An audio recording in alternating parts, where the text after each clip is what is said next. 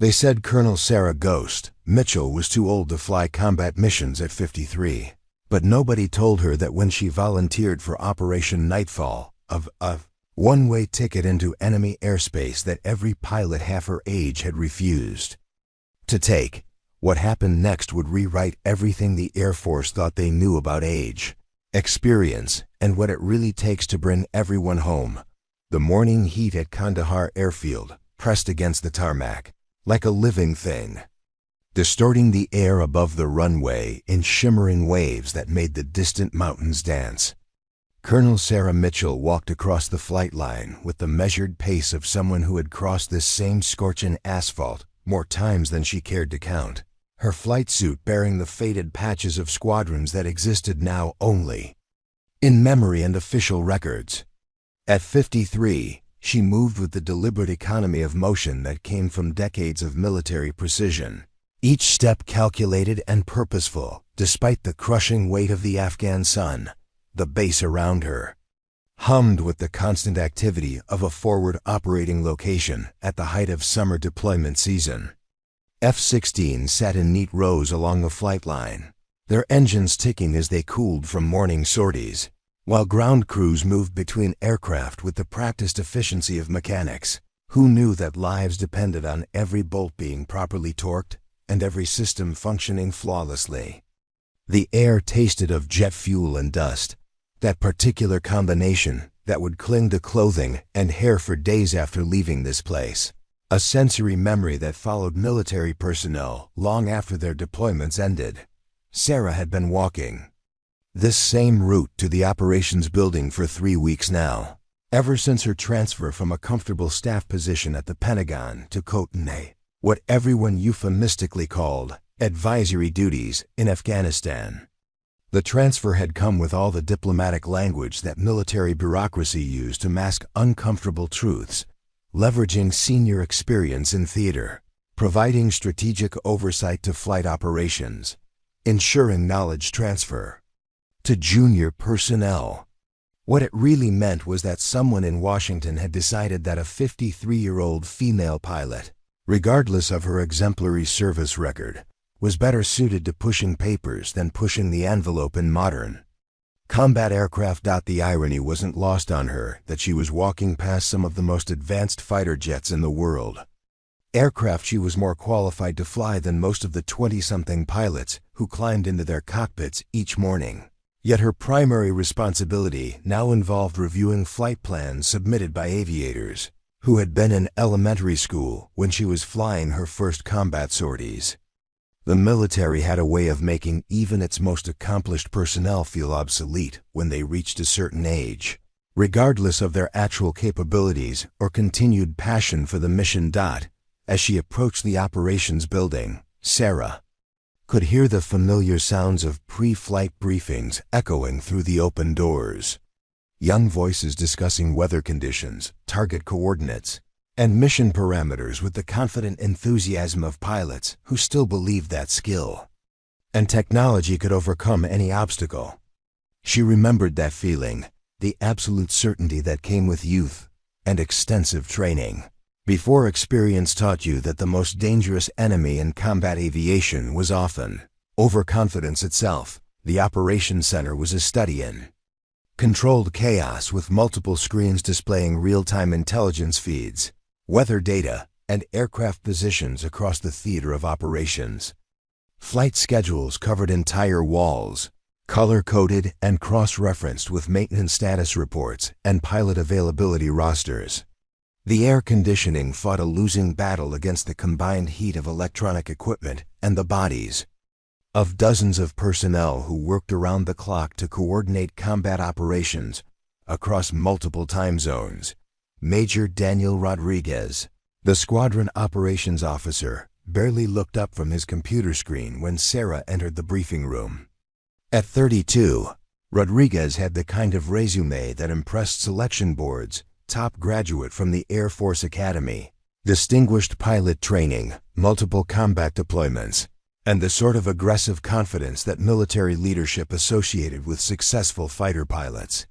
He also had the particular blend of impatience and dismissiveness that some younger officers displayed toward their senior colleagues, especially those who had been reassigned to what were perceived as non-essential roles.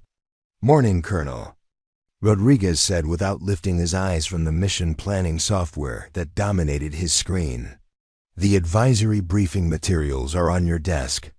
Shouldn't take more than an hour to review today's sorties."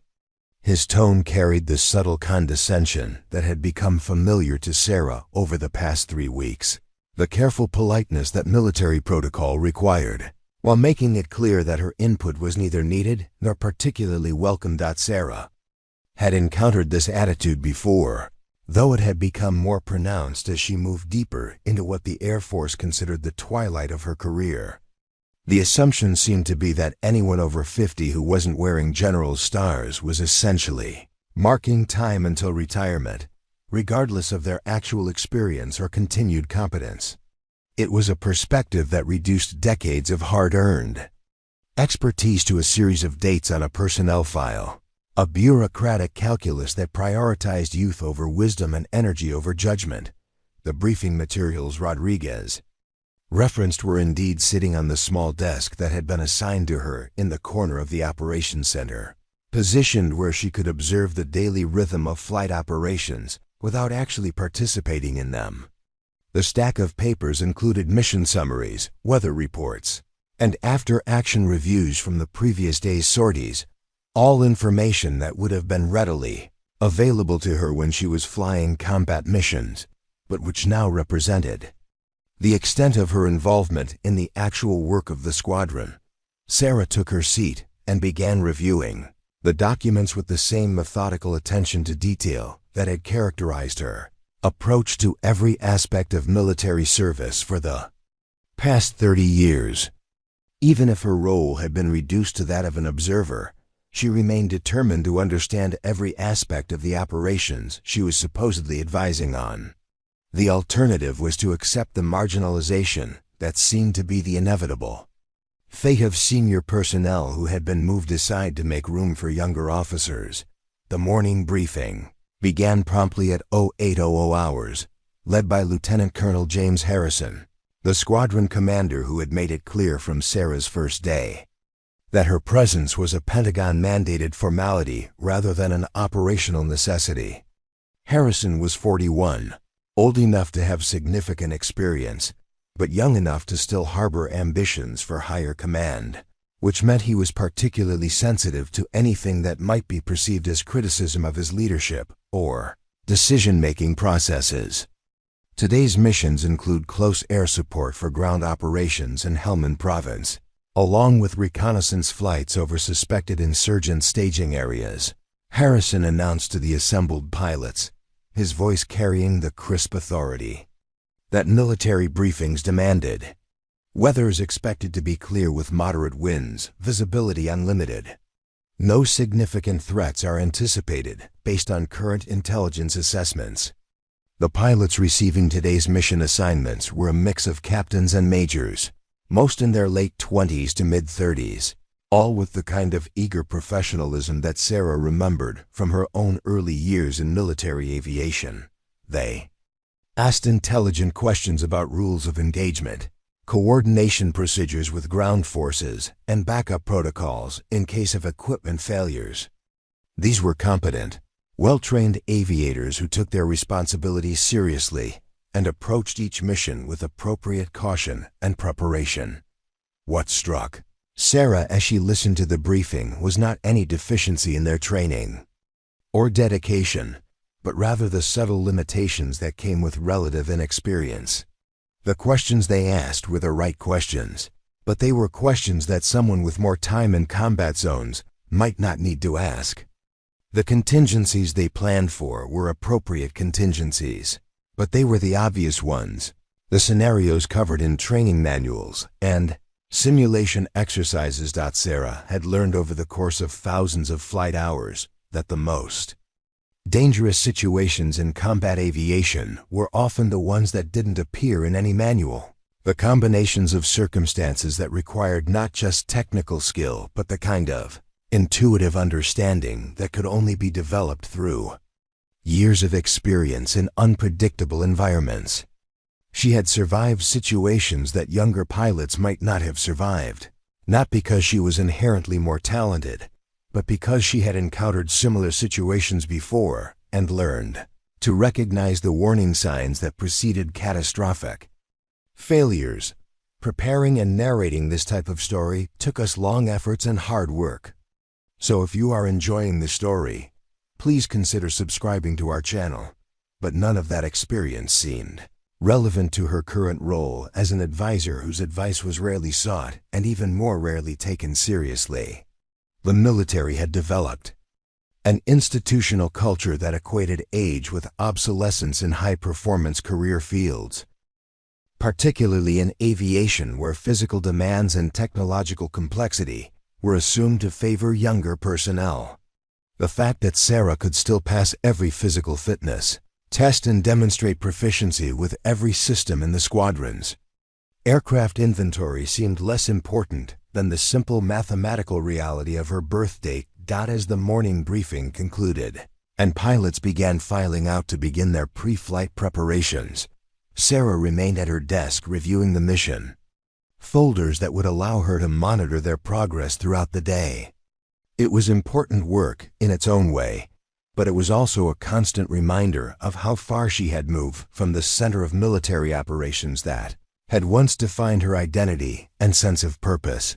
The radio chatter from ongoing missions provided a soundtrack to her paperwork, voices of pilots reporting their positions, requesting clearance for various maneuvers, and coordinating with ground controllers who managed the complex choreography of military aviation in a combat environment.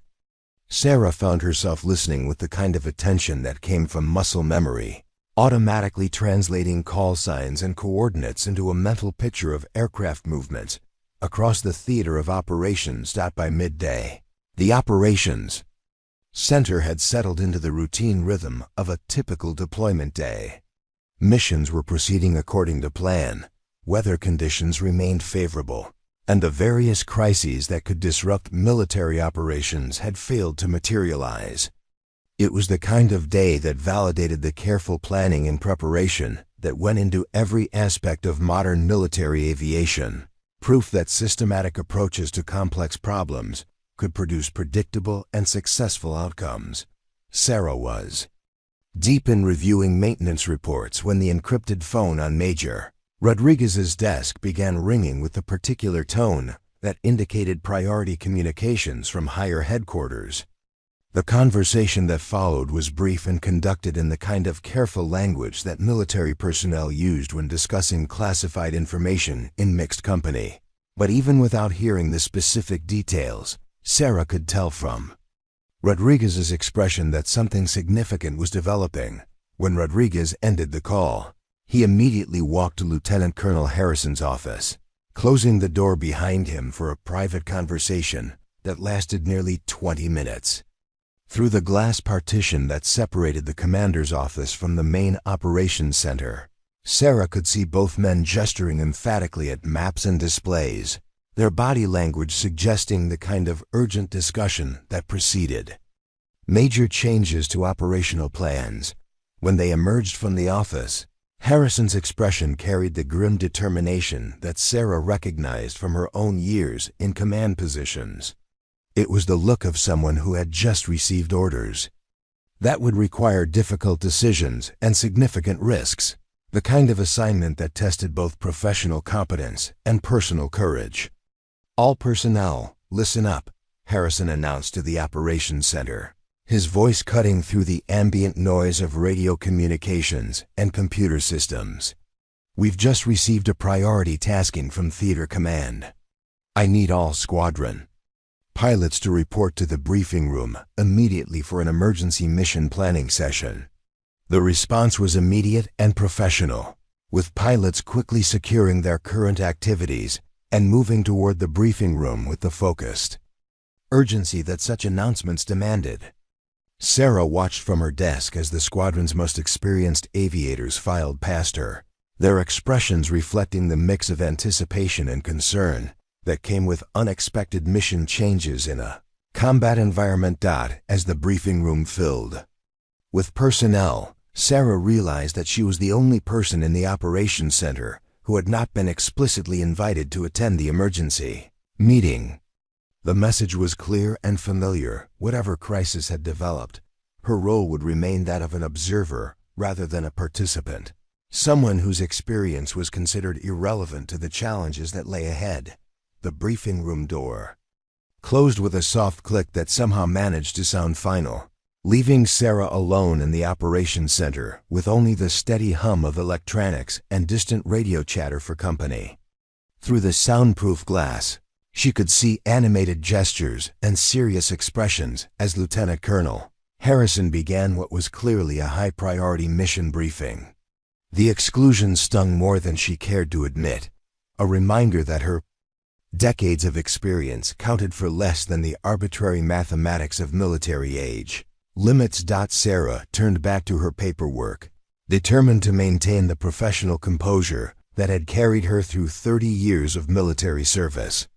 But concentration proved elusive as she found herself straining to catch glimpses of the tactical displays being projected in the briefing room, her trained eye automatically analyzing flight patterns and target coordinates even from her position.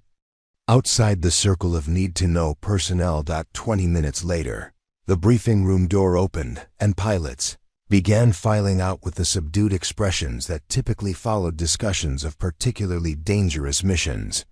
Sarah had seen that look before, the mixture of professional resolve and personal concern that came when military personnel were asked to undertake operations with significant risk and uncertain outcomes. These were seasoned combat pilots, not easily rattled by routine dangers, which made their current demeanor all the more telling. Major Rodriguez approached her desk with a manila folder marked with the red tape that indicated classified materials.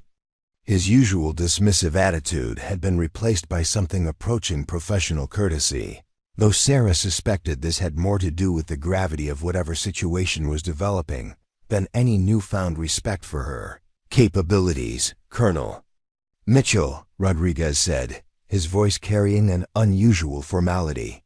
Lieutenant Colonel Harrison asked me to brief you on the current situation, given your advisory role with the squadron.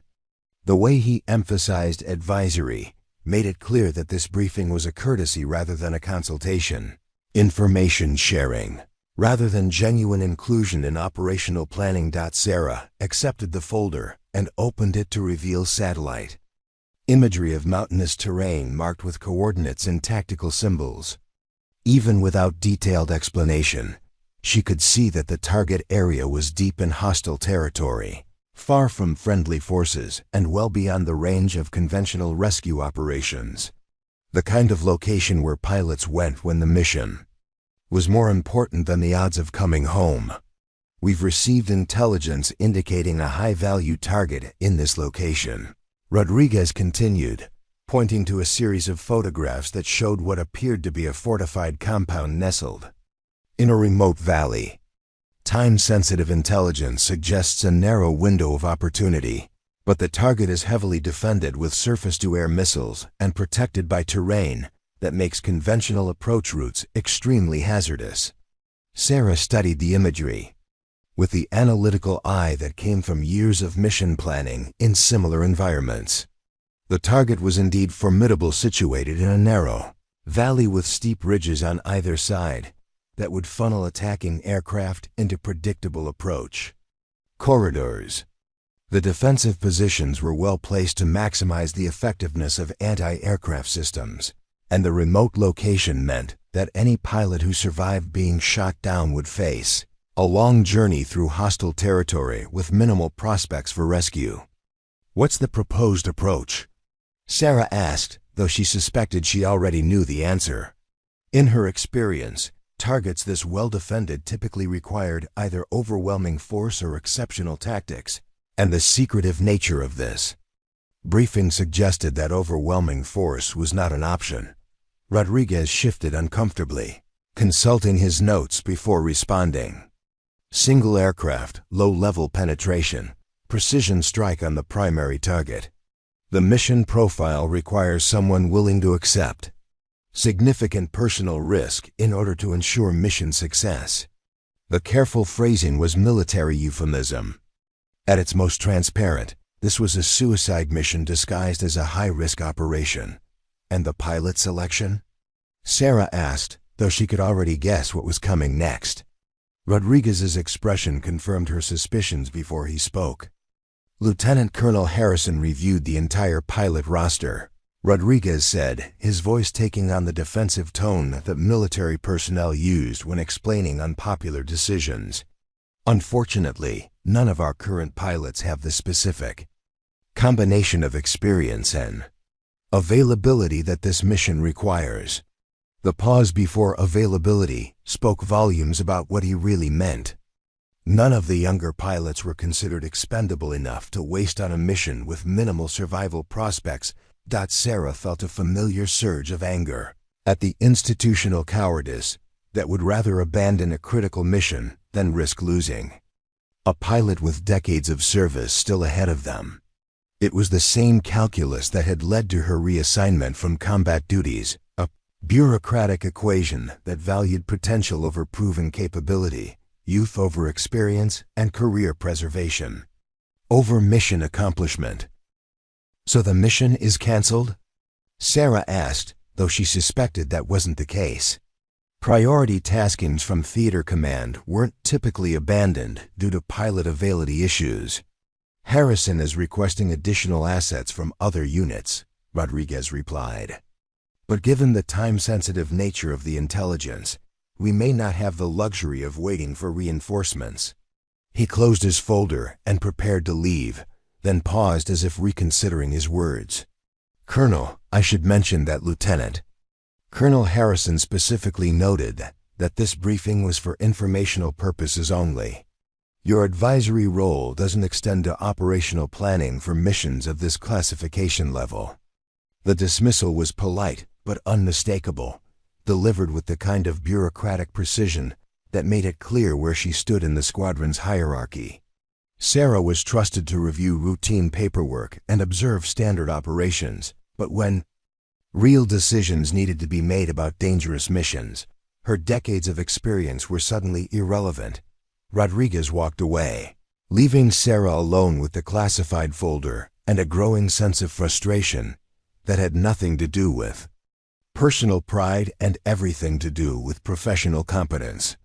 She had flown missions like this before, had successfully navigated defensive systems that would challenge pilots half her age, had brought aircraft home from situations that existed well beyond the margins of acceptable risk.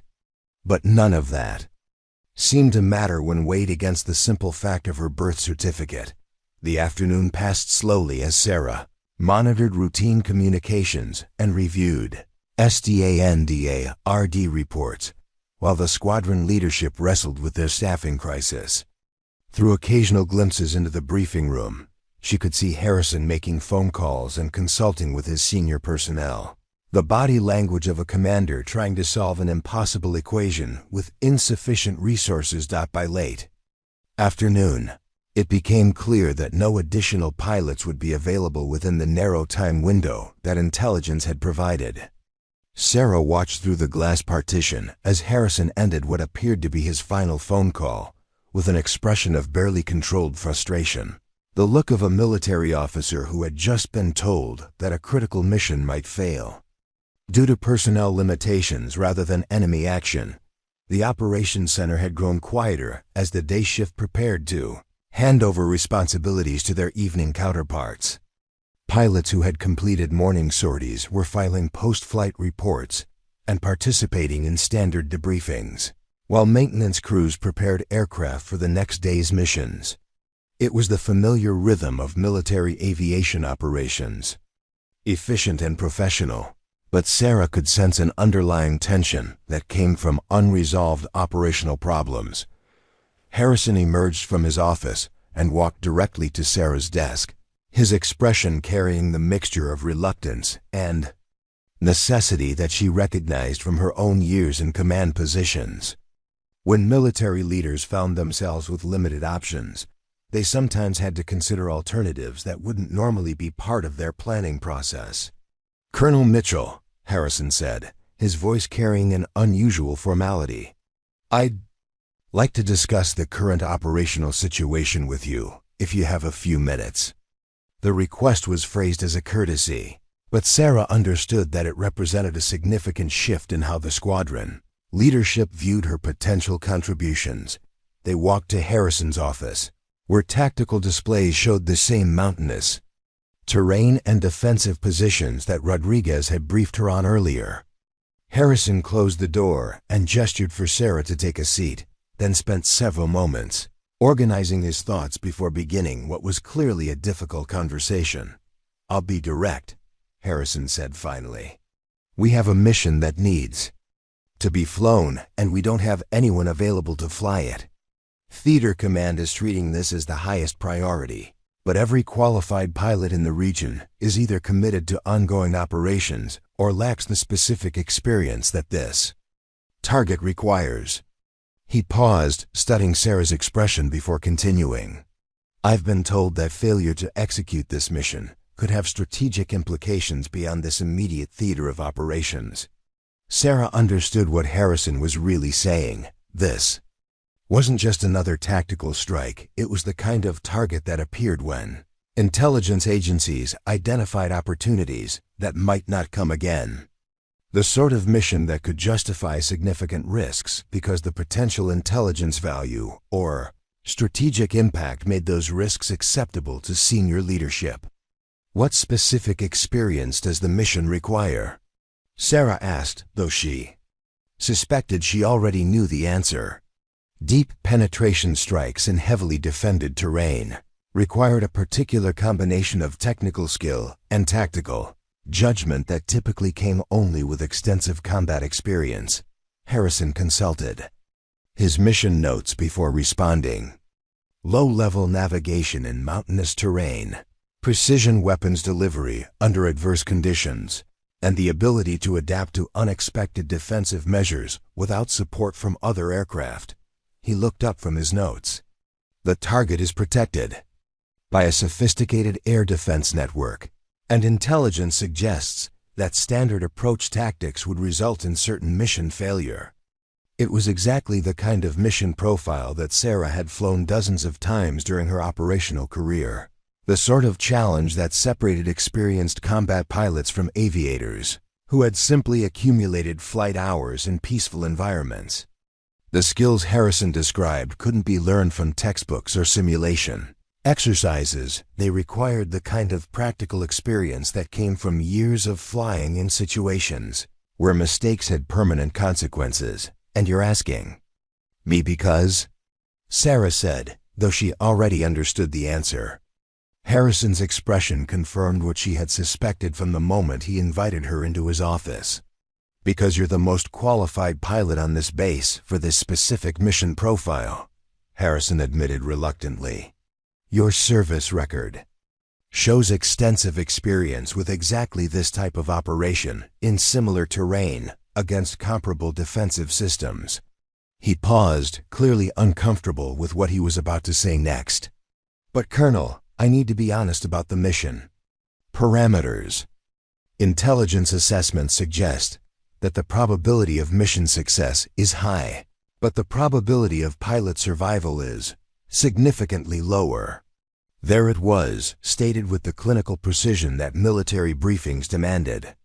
This was indeed a suicide mission, the kind of operation that required someone willing to trade their life for mission accomplishment. No wonder none of the younger pilots had volunteered. They had careers ahead of them, families waiting at home, decades of life still to be lived. Sarah felt a strange sense of clarity as she processed Harrison's words. For 3 weeks, she had endured the subtle condescension and bureaucratic marginalization that seemed to be the inevitable fate of senior military personnel who had been deemed too old for operational duties. She had watched younger pilots receive missions that she was more qualified to fly, had observed tactical decisions that she could have improved, had remained silent while her experience was systematically devalued in favor of chronological considerations. But now, when the stakes were highest and the risks most extreme, suddenly her experience mattered again. Suddenly the decades of hard-earned expertise that had been dismissed as obsolete were exactly what the situation required. The irony was almost too perfect. She was too old to fly routine combat missions, but apparently just the right age to volunteer for a mission that no one expected her to survive. Sarah leaned back in her chair, studying Harrison's face with the calculating gaze of someone who had learned to read between the lines of military briefings. The lieutenant colonel was trying to maintain professional composure, but she could see the desperation lurking beneath his carefully controlled expression. He needed her, and they both knew it, but military protocol demanded that he present the situation as a request rather than an acknowledgement of his squadron's limitations. "Show me the mission profile," Sarah said simply, her voice carrying none of the emotion that was churning beneath the surface. Harrison's relief was visible as he activated the tactical display system, bringing up a three-dimensional representation of the target area with overlaid intelligence data and proposed flight paths. The target compound sat in a valley surrounded by peaks that rose over 8,000 feet above sea level, accessible only through two narrow passes that were heavily monitored by sophisticated radar systems. Intelligence imagery showed multiple surface-to-air missile sites positioned to create overlapping fields of fire, with additional defensive positions hidden among the rocky outcroppings that dominated the terrain. It was a fortress built by people who understood exactly how modern air power operated and had designed their defenses accordingly. "The primary target is this structure here," Harrison explained, using a laser pointer to highlight a reinforced building at the center of the compound. "Intelligence believes it houses a high-value individual whose capture or elimination could significantly disrupt enemy operations in this region." He paused, consulting his briefing notes before continuing. "Secondary targets include the communication array and the vehicle maintenance facility, but mission success is defined solely by neutralizing the primary target." Sarah studied the defensive layout with the analytical mindset that had kept her alive through hundreds of combat sorties. The missile sites were positioned with overlapping coverage that would make conventional high-altitude approaches virtually impossible, while the terrain channeled low-altitude attackers into predictable corridors where defensive fire could be concentrated most effectively. It was a textbook example of how to defend a fixed installation against air attack, designed by people who clearly understood both the capabilities and limitations of modern fighter aircraft. "What's the proposed ingress route?" she asked, though she was already formulating her own tactical assessment based on the terrain features and defensive positions shown on the display. Harrison highlighted a flight path that approached the target from the northeast, following a series of valleys that provided some concealment from radar detection, but ultimately funneled the attacking aircraft into the most heavily defended area of the compound. "Intelligence analysis suggests this route offers the best combination of concealment and access to the primary target," he explained, though his tone suggested he wasn't entirely convinced by the assessment. Sarah shook her head slowly, her expression showing the kind of professional disagreement that came from hard-earned experience. "That route puts you directly into their strongest defensive zone," she said, tracing an alternative path with her finger across the tactical display. "You'd be flying exactly where they expect an attack to come from, giving them maximum time to acquire and engage the aircraft. What would you recommend?" Harrison asked, and for the first time since Sarah's arrival at the base, she heard genuine respect in his voice rather than the polite tolerance that had characterized their previous interactions. Sarah studied the terrain for several minutes, her mind automatically calculating altitude restrictions, defensive coverage zones, and the physics of modern air-to-air missiles. "Here," she said finally, indicating a route that approached from the southwest through terrain that appeared far more challenging. "It's a much more difficult approach, requiring precise navigation through these narrow valleys, but it avoids the primary defensive positions until the final attack run." Harrison frowned at the route Sarah had indicated. That approach would require flying below the radar horizon for nearly 40 minutes, navigating through terrain with minimal clearance at altitudes where any mechanical failure would be fatal. The margin for error is essentially zero. Which is exactly why they won't expect it, Sarah replied. Every pilot learns to avoid flight profiles like that because they're inherently dangerous. But sometimes the most dangerous approach is also the safest because it takes you where the enemy isn't looking. She traced the route again, highlighting specific waypoints and altitude restrictions. The key is accepting that you're trading conventional safety margins for tactical advantage. It was the kind of tactical thinking that separated truly experienced combat pilots from those who had simply accumulated flight hours in controlled environments. Sarah had learned through years of operational flying that the most effective attacks often came from directions that seemed tactically unsound, approaches that violated standard procedures in favor of achieving surprise against well-prepared defenders. Harrison studied the alternative route with growing interest, his expression showing the kind of professional appreciation that came from recognizing superior tactical analysis. The weapon's delivery would have to be executed in a single pass, he said, working through the implications of Sarah's approach. No opportunity for battle damage assessment or secondary attacks. Single pass, single opportunity, Sarah agreed. But with the right weapons and proper execution, that should be sufficient. The compound's defensive systems are designed to engage multiple aircraft, making repeated attacks. A single aircraft making one perfectly executed pass might achieve complete surprise. They spent the next hour reviewing intelligence reports and refining tactical details, with Harrison gradually deferring to Sarah's expertise in areas where her experience clearly exceeded his own. It was a professional consultation between equals, the kind of tactical discussion that Sarah had missed during her weeks of administrative isolation.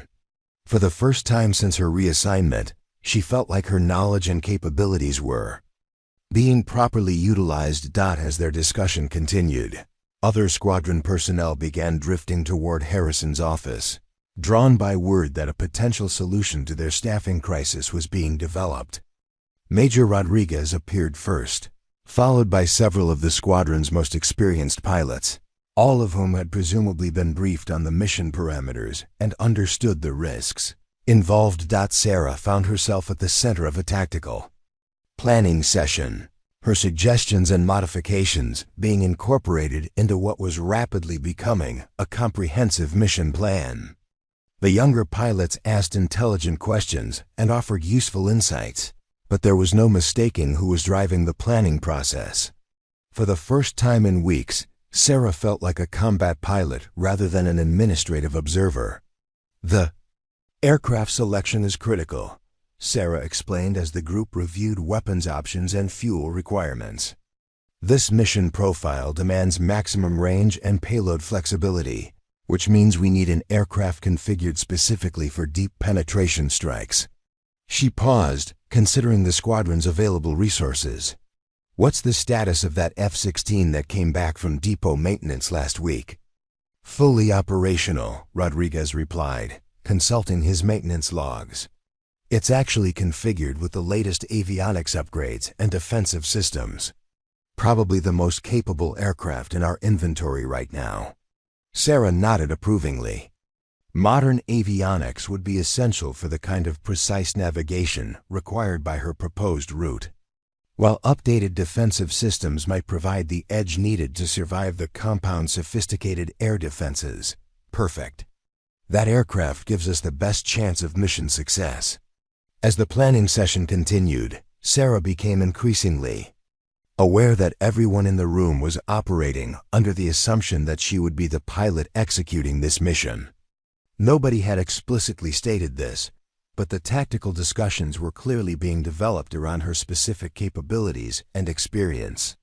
It was both flattering and sobering to realize that her colleagues considered her the only viable option for such a dangerous operation. Colonel Mitchell, Harrison said during a break in the technical discussions, I want to be absolutely clear about what we're asking here. This mission exceeds normal risk parameters by a significant margin. Intelligence. Assessments suggest a high probability of mission success, but a correspondingly low probability of pilot survival. He paused, meeting her eyes directly. I need to know if you're willing to accept those risks.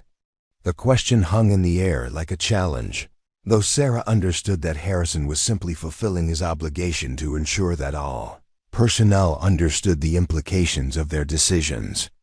She had been in similar situations before, both as a pilot accepting dangerous missions and as a commander who had to ask subordinates to undertake operations with uncertain outcomes.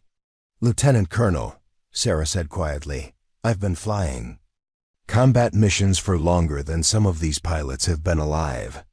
I've survived situations that killed better pilots than me, and I've lost friends to missions that should have been routine.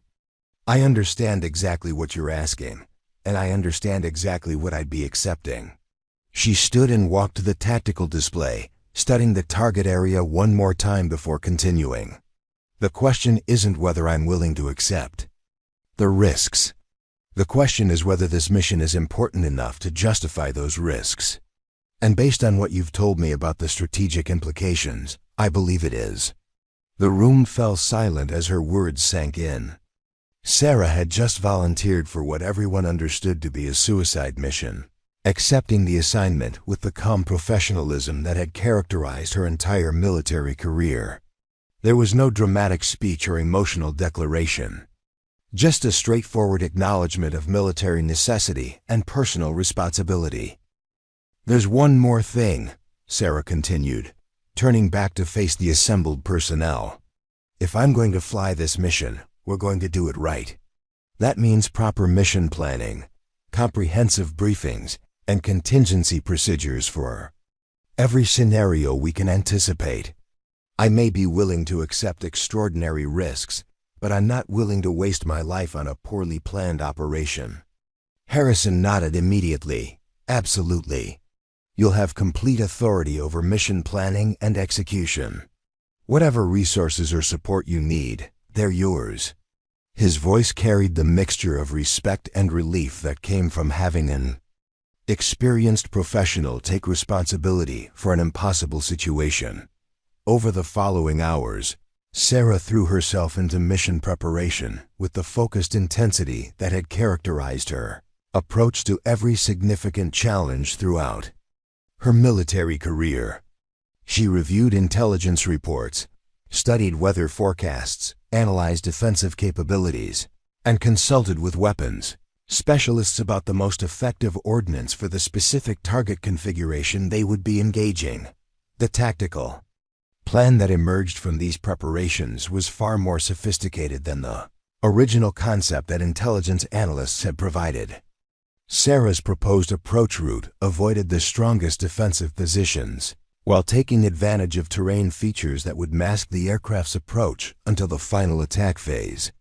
Her weapon selection balanced destructive capability against the weight restrictions imposed by the extended low-altitude flight profile. Most importantly, her mission timeline incorporated multiple contingency plans for dealing with unexpected defensive measures, mechanical failures, and adverse weather conditions.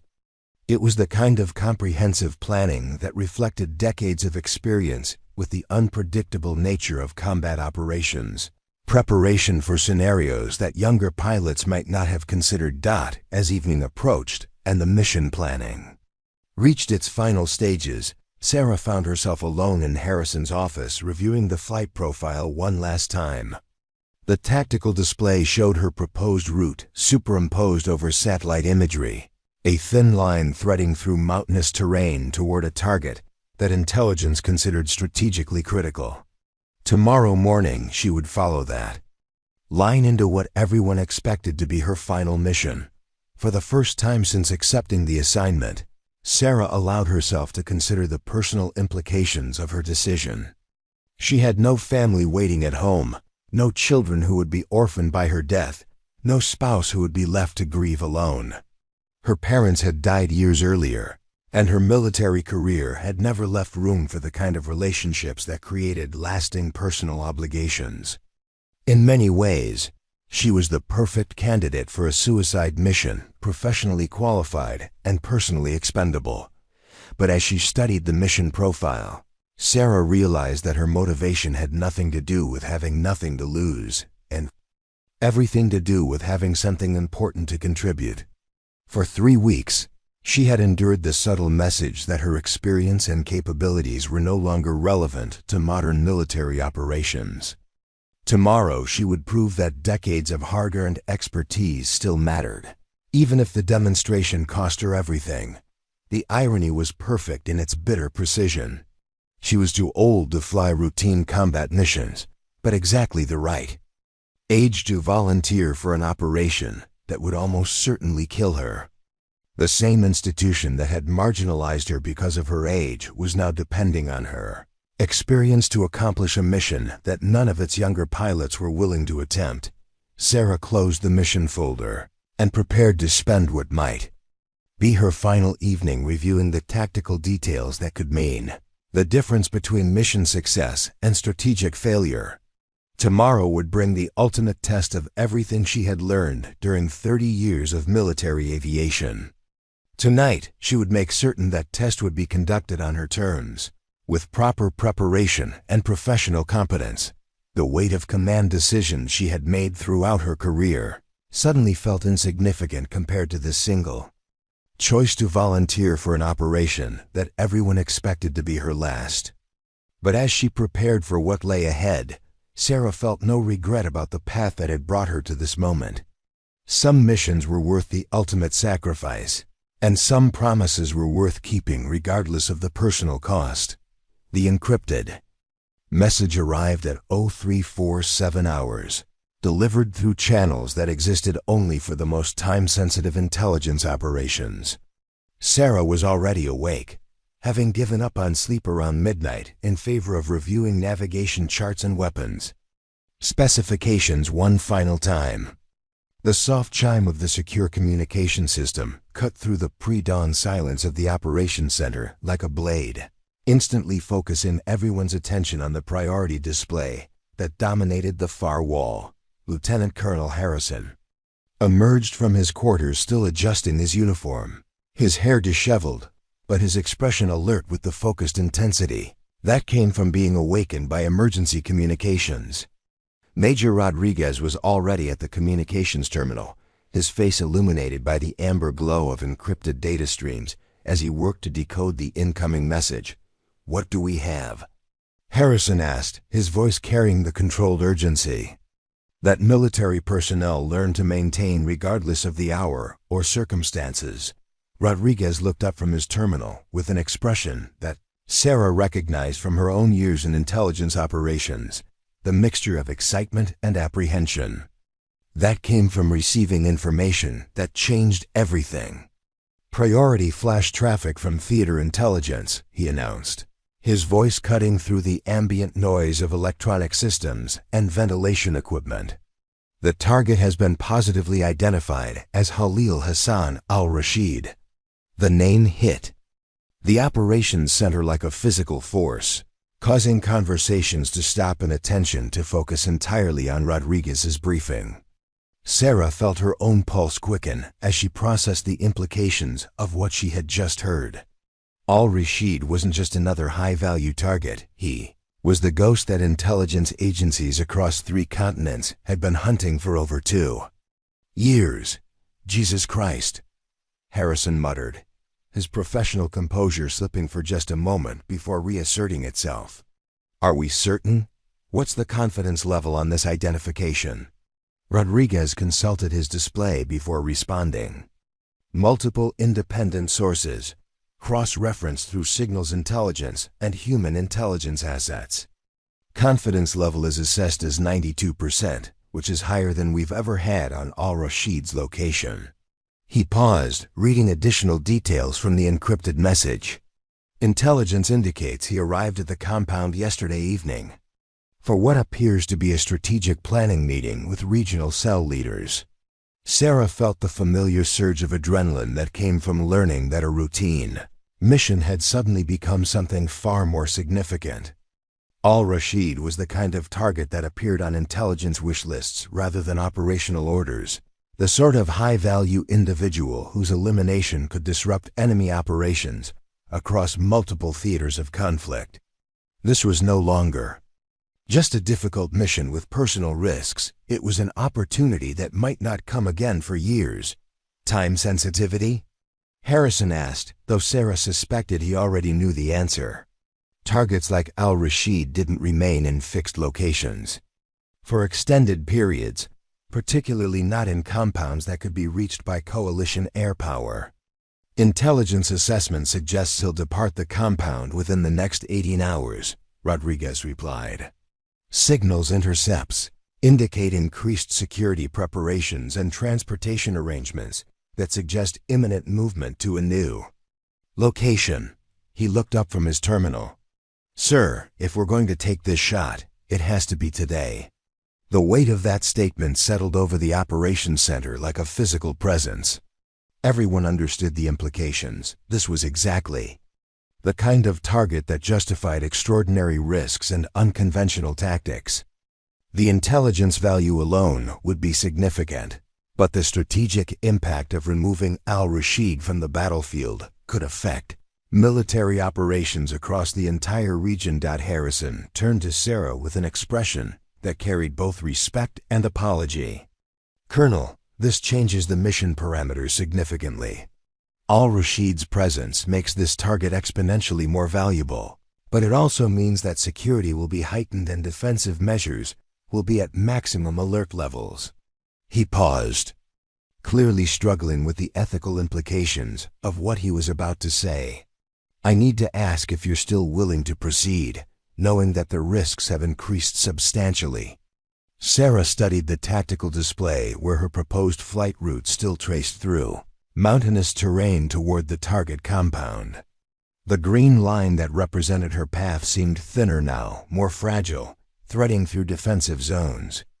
That would be even more dangerous with al-Rashid's security teams in place.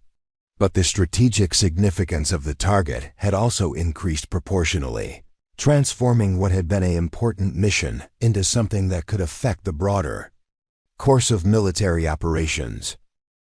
The flight profile doesn't change, Sarah said after several moments of consideration.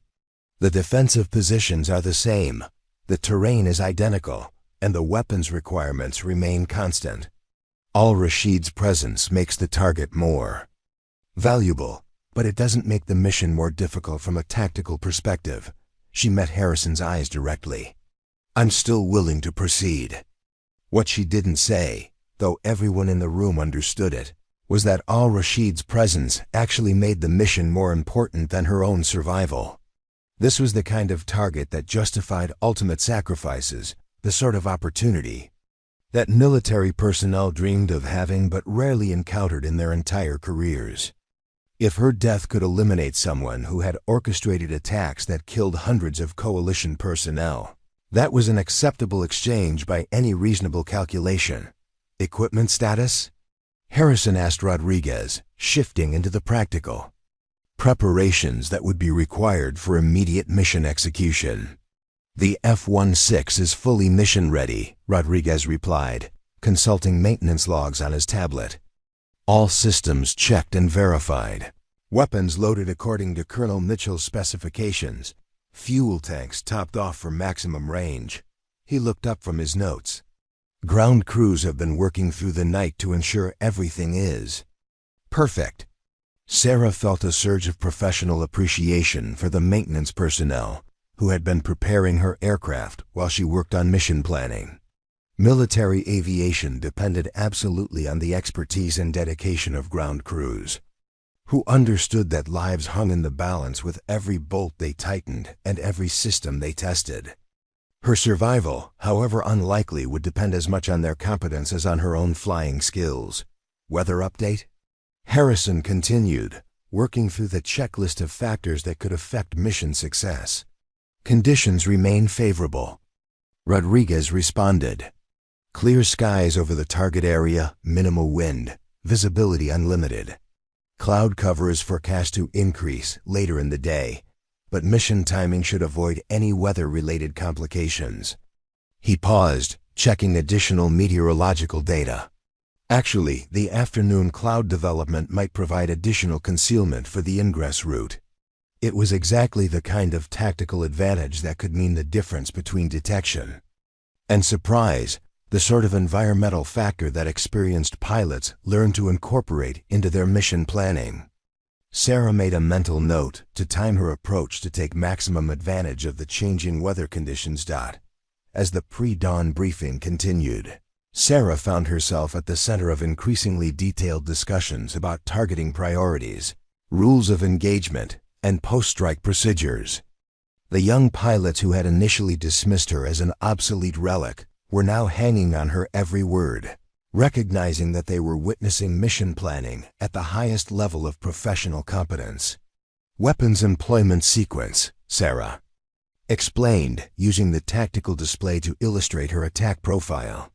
Primary target gets the first pass with precision-guided munitions, designed to penetrate the reinforced structure where al-Rashid is believed to be located. Secondary targets receive attention only if the primary objective is achieved and sufficient ordnance remains. She traced her planned approach with a laser pointer. The entire engagement window is approximately 90 seconds from initial weapons release to departure from the target area. 90 seconds to accomplish what intelligence agencies had been trying to achieve for over 2 years. 90 seconds to justify the risks, the planning, and the ultimate sacrifice that everyone expected this mission to require. Sarah had executed countless weapons deliveries during her operational career, but none had carried the strategic weight of this single pass over a fortified compound in hostile territory. Escape and evasion procedures? One of the younger pilots asked, though his tone suggested he understood that such planning might be academic given the mission parameters. Sarah considered the question seriously, even though everyone in the room understood that successful escape from this target area was highly unlikely. Standard procedures apply for the first hour after target engagement, she replied. Emergency beacons, predetermined rally points, established communication protocols. After that.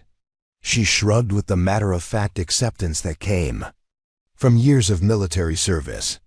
After that, mission success becomes more important than pilot survival.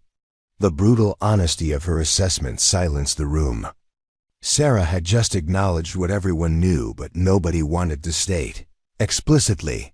This was a one-way mission disguised as a high-risk operation. The planning included escape procedures because military protocol demanded it, but the realistic expectation was that those procedures would never be implemented.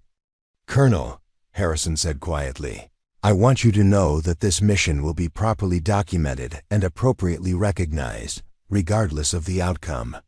Your service record will reflect the voluntary nature of this assignment and the strategic significance of the target. His voice carried the weight of official promise, the kind of commitment that military commanders made to ensure that sacrifice would be remembered and honored. Sarah nodded her acceptance, though personal recognition had never been her primary motivation for accepting dangerous assignments. The satisfaction of professional accomplishment had always been more important than official acknowledgement, and this mission offered the ultimate test of everything she had learned during 30 years of military aviation. As the formal briefing concluded and personnel began dispersing to handle pre-mission preparations, Sarah found herself alone with Harrison in his office for what both understood might be their final private conversation. The lieutenant colonel's expression carried the mixture of respect and regret that came from sending experienced personnel on missions with minimal survival prospects. Sarah, Harrison said, using her first name for the first time since her assignment.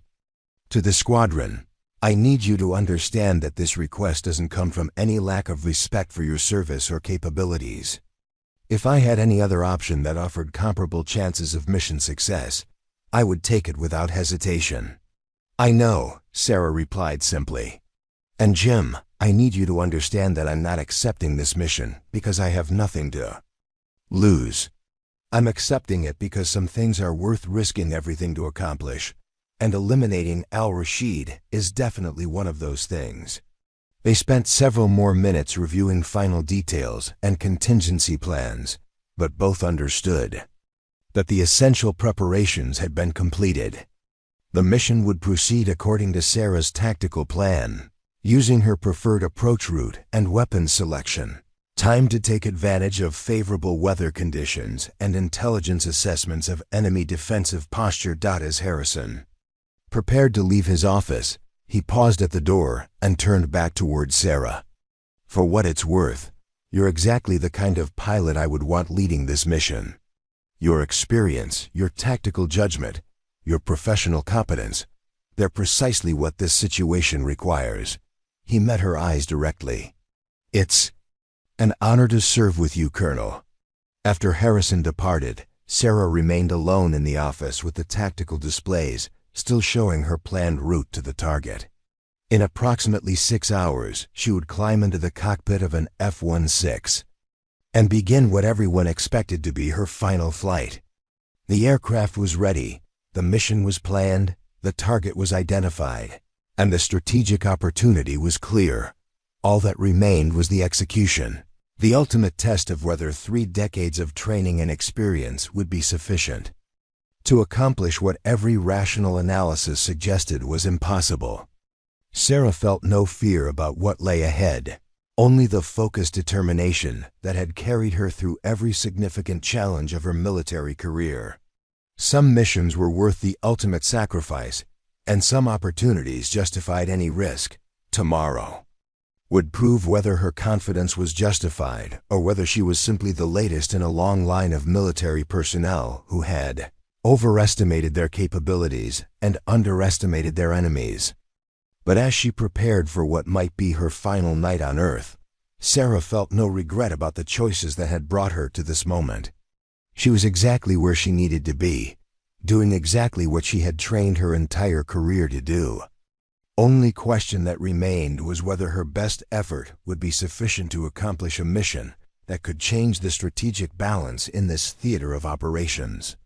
In 6 hours, she would begin finding out, preparing and narrating this type of story took us long efforts and hard work.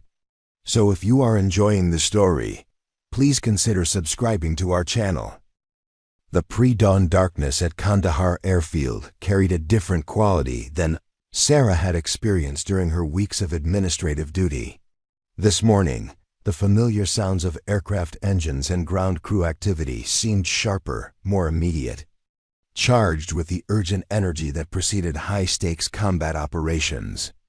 As she walked across the tarmac toward her aircraft, Sarah felt the weight of 30 years of military aviation settling on her shoulders like a familiar burden. Every lesson learned and every skill acquired converging toward this single moment of ultimate testing. The F-16 sat under portable lights that cast harsh shadows across its angular surfaces, ground crews making final preparations with the methodical precision that military aviation demanded. Master Sergeant Patricia Vance, the crew chief responsible for aircraft preparation, looked up from her checklist as Sarah approached.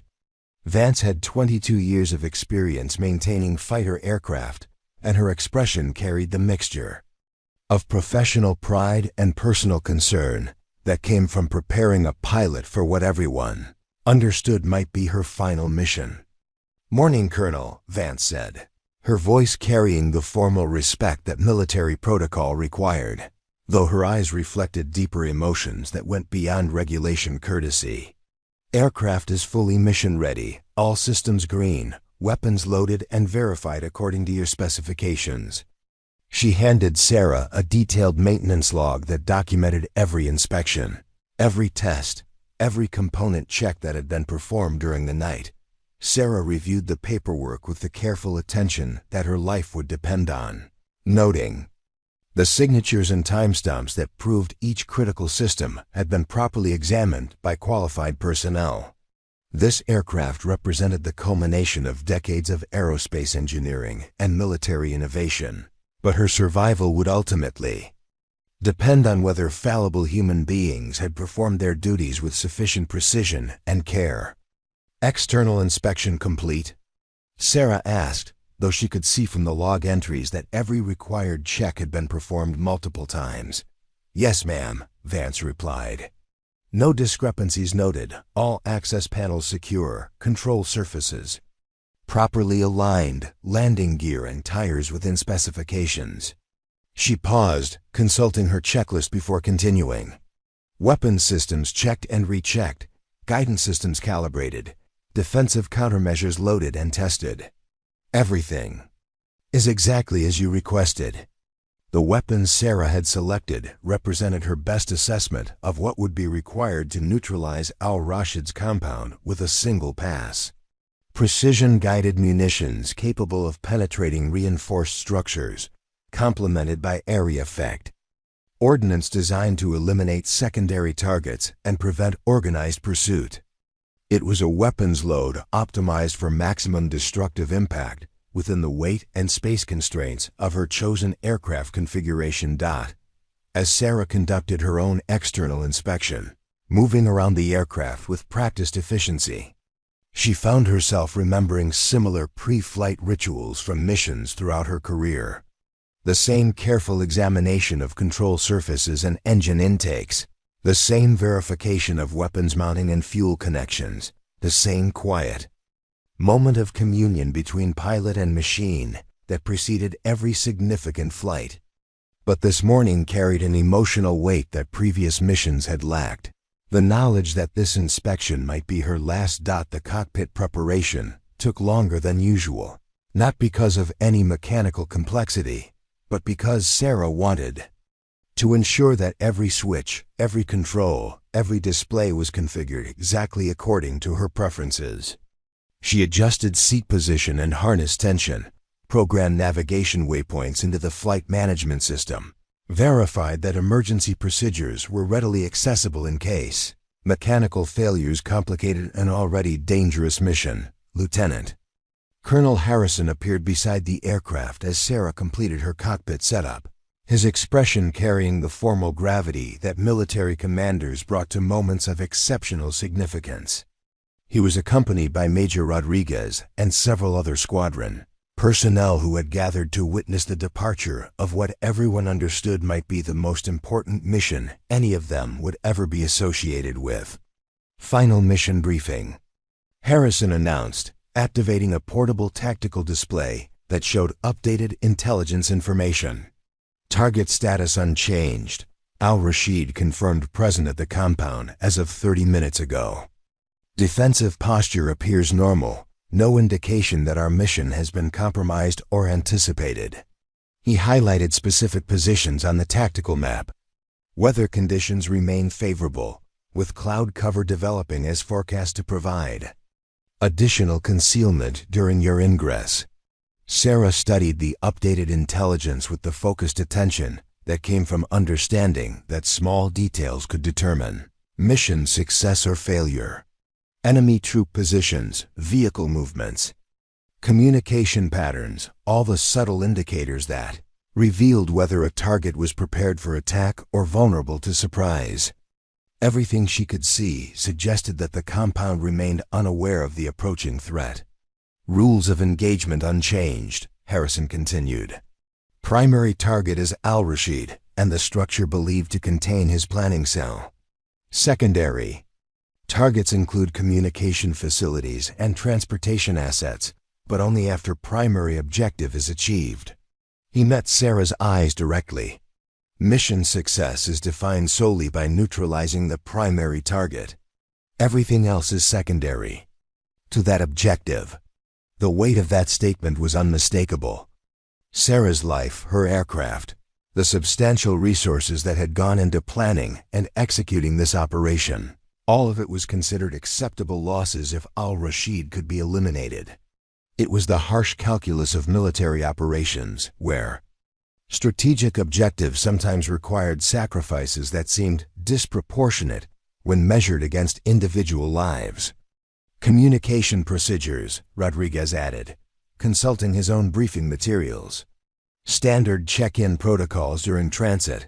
Radio silence beginning 30 minutes before target area entry. Emergency frequencies will be monitored continuously. But response capabilities in your operating area will be extremely limited. His tone made it clear that Sarah would be entirely on her own once she penetrated hostile airspace. As the formal briefing concluded, Sarah found herself surrounded by personnel who had gathered to witness her departure. Some were pilots who understood exactly what she was attempting and the odds she faced. Others were maintenance personnel who had worked through the night to ensure her aircraft was perfectly prepared. All of them carried expressions that reflected both professional respect and personal concern for someone who was voluntarily undertaking what everyone expected to be a suicide mission. Master, Sergeant Vance approached with a small object in her hand, a coin bearing the squadron insignia that she pressed into Sarah's palm. "For luck, Colonel," Vance said quietly. "And because some things should be remembered, regardless of how this turns out." Sarah felt the weight of the coin, warm from Vance's hand, and understood the significance of the gesture. This was the kind of token that military personnel exchanged when words were insufficient to express the emotions involved in dangerous operations. It was both a good luck charm and a memento, something tangible to carry into battle and something concrete to be remembered by if the worst occurred. "Time to go," Harrison announced, though his voice carried reluctance rather than eagerness. Sarah nodded once and began climbing into the cockpit, settling into the ejection seat that would be her home for the next several hours. The familiar routine of strapping in and connecting life support systems provided a comforting anchor of normalcy in a situation that was anything but routine. Engine start was smooth and normal, the General Electric turbofan spinning up to operational parameters, with the reassuring sound that Sarah had heard thousands of times before. Systems checks proceeded methodically: navigation, communication, weapons, defensive countermeasures, every critical component verified as operational before committing to a mission where mechanical failure would almost certainly be fatal. Ground control clearance came through her headset with the crisp professionalism that military air traffic controllers brought to every operation, regardless of its strategic significance or personal cost to the pilots involved. Ghostwriter 77, cleared to taxi runway 27 for immediate departure. Winds light and variable, visibility unlimited, contact departure control passing 3,000 feet. Sarah acknowledged the clearance and began taxiing toward the runway, the aircraft responding with the precise authority that made the F-16 one of the most capable fighter aircraft ever built. Around her, the morning shift change was beginning at Kandahar Airfield, personnel arriving for another day of routine military operations that would continue regardless of whether her mission succeeded or failed. The takeoff role felt different than the hundreds of others Sarah had experienced during her career, charged with finality and weighted with strategic importance that transformed routine procedures into something approaching ritual. As the aircraft lifted off and climbed into the pre-dawn sky, Sarah felt the familiar surge of satisfaction that came from the precise execution of complex technical procedures under pressure. Below her, the lights of Kandahar Airfield fell away into darkness, replaced by the star-filled sky that had always been her element of choice. This was where she belonged, alone in the cockpit of a high-performance aircraft, responsible for mission success and accountable only to herself for the decisions that would determine whether critical objectives were achieved or important opportunities were lost. The first waypoint on her navigation plan lay 90 miles northeast, marking the beginning of the low-altitude phase that would carry her through mountainous terrain toward al-Rashid's compound. Sarah settled into the focused mindset that long-range missions required, monitoring instruments and navigation displays while maintaining the situational awareness that could mean the difference between mission success and catastrophic failure. As she flew through darkness toward the most dangerous mission of her career, Sarah found herself thinking not about the risks she was accepting or the odds she was facing, but about the strategic significance of what she was attempting. Al-Rashid had been responsible for planning attacks that killed hundreds of coalition personnel and thousands of civilians. His elimination would disrupt terrorist operations across multiple countries and save lives that would otherwise be lost to future attacks. That knowledge provided a clarity of purpose that transcended personal considerations about survival or recognition.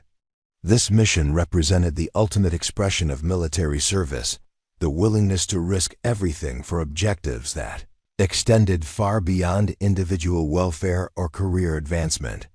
Sarah had spent 30 years preparing for this moment without knowing it, accumulating skills and experience that made her uniquely qualified to attempt what others considered impossible. The radio remained quiet as she flew toward her first navigation checkpoint, following a route that would take her through some of the most challenging terrain in Afghanistan. Soon she would begin the low-altitude phase that would test every aspect of her flying skills while carrying her inexorably toward a fortified compound where the most wanted terrorist in the region waited, unknowing for the arrival of an aging female pilot who had volunteered to trade her life for his. The stars above provided silent witness to her passage, distant points of light that had observed countless human conflicts and would continue burning long after every participant in this particular war had been forgotten. But for now, in this moment, Sarah Mitchell was exactly where she needed to be, alone in the sky, flying toward destiny with the calm determination that had defined her entire military career. The mission clock on her instrument panel showed that she was precisely on schedule, following a timeline that had been calculated to place her over target at the optimal moment for maximum surprise and minimum defensive response. Everything was proceeding according to plan, and soon she would discover whether 3 decades of training and experience would be sufficient to accomplish what rational analysis suggested was impossible. The transition to low-altitude flight came at precisely 0632 hours, as Sarah pushed the stick forward and felt the F-16 descend into the mountainous terrain that would either conceal her approach or become her tomb. The aircraft responded with the immediate precision that had made it legendary among fighter pilots, diving toward ridgelines that rose like jagged teeth against the pre-dawn sky. At 300 feet above ground level, flying at over 400 knots, Sarah entered a realm where the margin between life and death was measured in microseconds and inches. The terrain following radar painted an electronic picture of the landscape ahead. But Sarah relied primarily on her own eyes and the night vision system that transformed darkness into an eerie green-tinted world of valleys and peaks. This was flying at its most fundamental level, pure pilot skill, matched against unforgiving geography with no room for hesitation or second-guessing. The mountains of Afghanistan had claimed dozens of aircraft over the years, and they waited with patient indifference for her to make the smallest error in judgment or execution. Navigation waypoint Alpha flashed past her wingtip as Sarah banked hard left into a valley that appeared barely wide enough to contain her aircraft. The canyon walls rose on either side like prison bars, forcing her to fly a precise path that had been calculated to avoid both collision with terrain and detection by radar systems positioned on the surrounding peaks. Her airspeed indicator showed 420 knots, nearly 500 miles per hour, through a space that civilian pilots would consider impassable at any speed. The first real test came 12 minutes into the low-altitude phase when Sarah encountered a ridgeline that rose directly across her planned route. Intelligence photographs had shown a narrow pass between 2 peaks, but the actual terrain appeared more challenging than satellite imagery had suggested. With less than 5 seconds to analyze the situation and commit to a course of action, Sarah pulled the aircraft into a climbing turn that brought her within 50 feet of the rocky outcropping while maintaining the precise heading required to reach her next navigation Checkpoint. Her hands moved across the controls with the automatic precision of someone who had flown similar profiles hundreds of times, adjusting power settings and flight controls to maintain optimal airspeed and altitude, while threading through terrain that seemed designed to destroy intruding aircraft. The F-16's fly-by-wire flight control system helped smooth out the most extreme control inputs, but ultimately her survival depended on the accumulated experience that allowed her to read the landscape and anticipate the aerodynamic challenges that each turn and valley would present. Waypoint Bravo marked the halfway point of her low-altitude transit, and Sarah allowed herself a brief moment of satisfaction at maintaining perfect timing despite the challenging navigation requirements. The fuel flow indicator showed consumption slightly higher than planned, but still within acceptable parameters for mission completion. More importantly, her defensive system showed no indication of radar illumination or missile guidance signals, suggesting that her approach had so far avoided detection by enemy defensive networks. The most dangerous section of the route lay ahead, a 15-mile stretch through a series of interconnected valleys that would bring her within range of the compound's defensive systems, while still requiring precise navigation to avoid terrain that could destroy her aircraft before she ever reached the target area. Intelligence assessments indicated that this was where the enemy would most likely detect her approach, if they detected it at all. Sarah checked her weapon systems one final time, ensuring that all ordnance was properly armed and guidance systems were functioning within specifications. The precision-guided munitions that would eliminate al-Rashid required exact parameters for successful employment, and she wanted to verify that every electronic system was operating flawlessly before entering the target engagement zone, where she would have no opportunity to troubleshoot malfunctions or adjust weapon settings. The radio crackled briefly with a transmission from another aircraft operating somewhere in the region, a reminder that she was not the only coalition pilot in Afghan airspace this morning. But the voice seemed to come from another world, a place where pilots flew routine missions with reasonable expectations of returning safely to base. Sarah's mission had moved beyond those comfortable assumptions into a realm where success was measured differently, and survival was considered secondary to strategic objectives. Navigation waypoint Charlie appeared on her tactical display as Sarah entered the final approach corridor, still flying at altitudes that would have terrified most pilots and speeds that left no margin for navigation errors. The valley ahead narrowed progressively, forcing her to reduce airspeed while maintaining the precise heading that would bring her to the target from the direction that intelligence assessed as least heavily defended. The compound appeared on her forward-looking infrared display, exactly where intelligence reports had indicated it would be, a cluster of buildings nestled in a circular valley, surrounded by defensive positions that had been designed to repel conventional air attacks. Sarah could see the surface-to-air missile sites that intelligence had identified, along with additional defensive structures that suggested the enemy understood exactly how modern air power operated and had prepared accordingly. What intelligence photographs had not fully conveyed was the tactical elegance of the compound's defensive layout. The missile sites were positioned to create overlapping fields of fire that would engage attacking aircraft regardless of their approach direction, while the terrain itself funneled attackers into predictable corridors where defensive systems could achieve maximum effectiveness. It was a fortress built by people who understood both the capabilities and limitations of modern fighter aircraft. Sarah's approach route had been designed to exploit the single weakness in this defensive arrangement, a narrow corridor between two missile sites that offered a brief opportunity for undetected approach if executed with perfect timing and precision. The window for successful attack would last approximately 30 seconds, during which she would need to identify targets, release weapons, and begin her escape maneuver before defensive systems could acquire and engage her aircraft.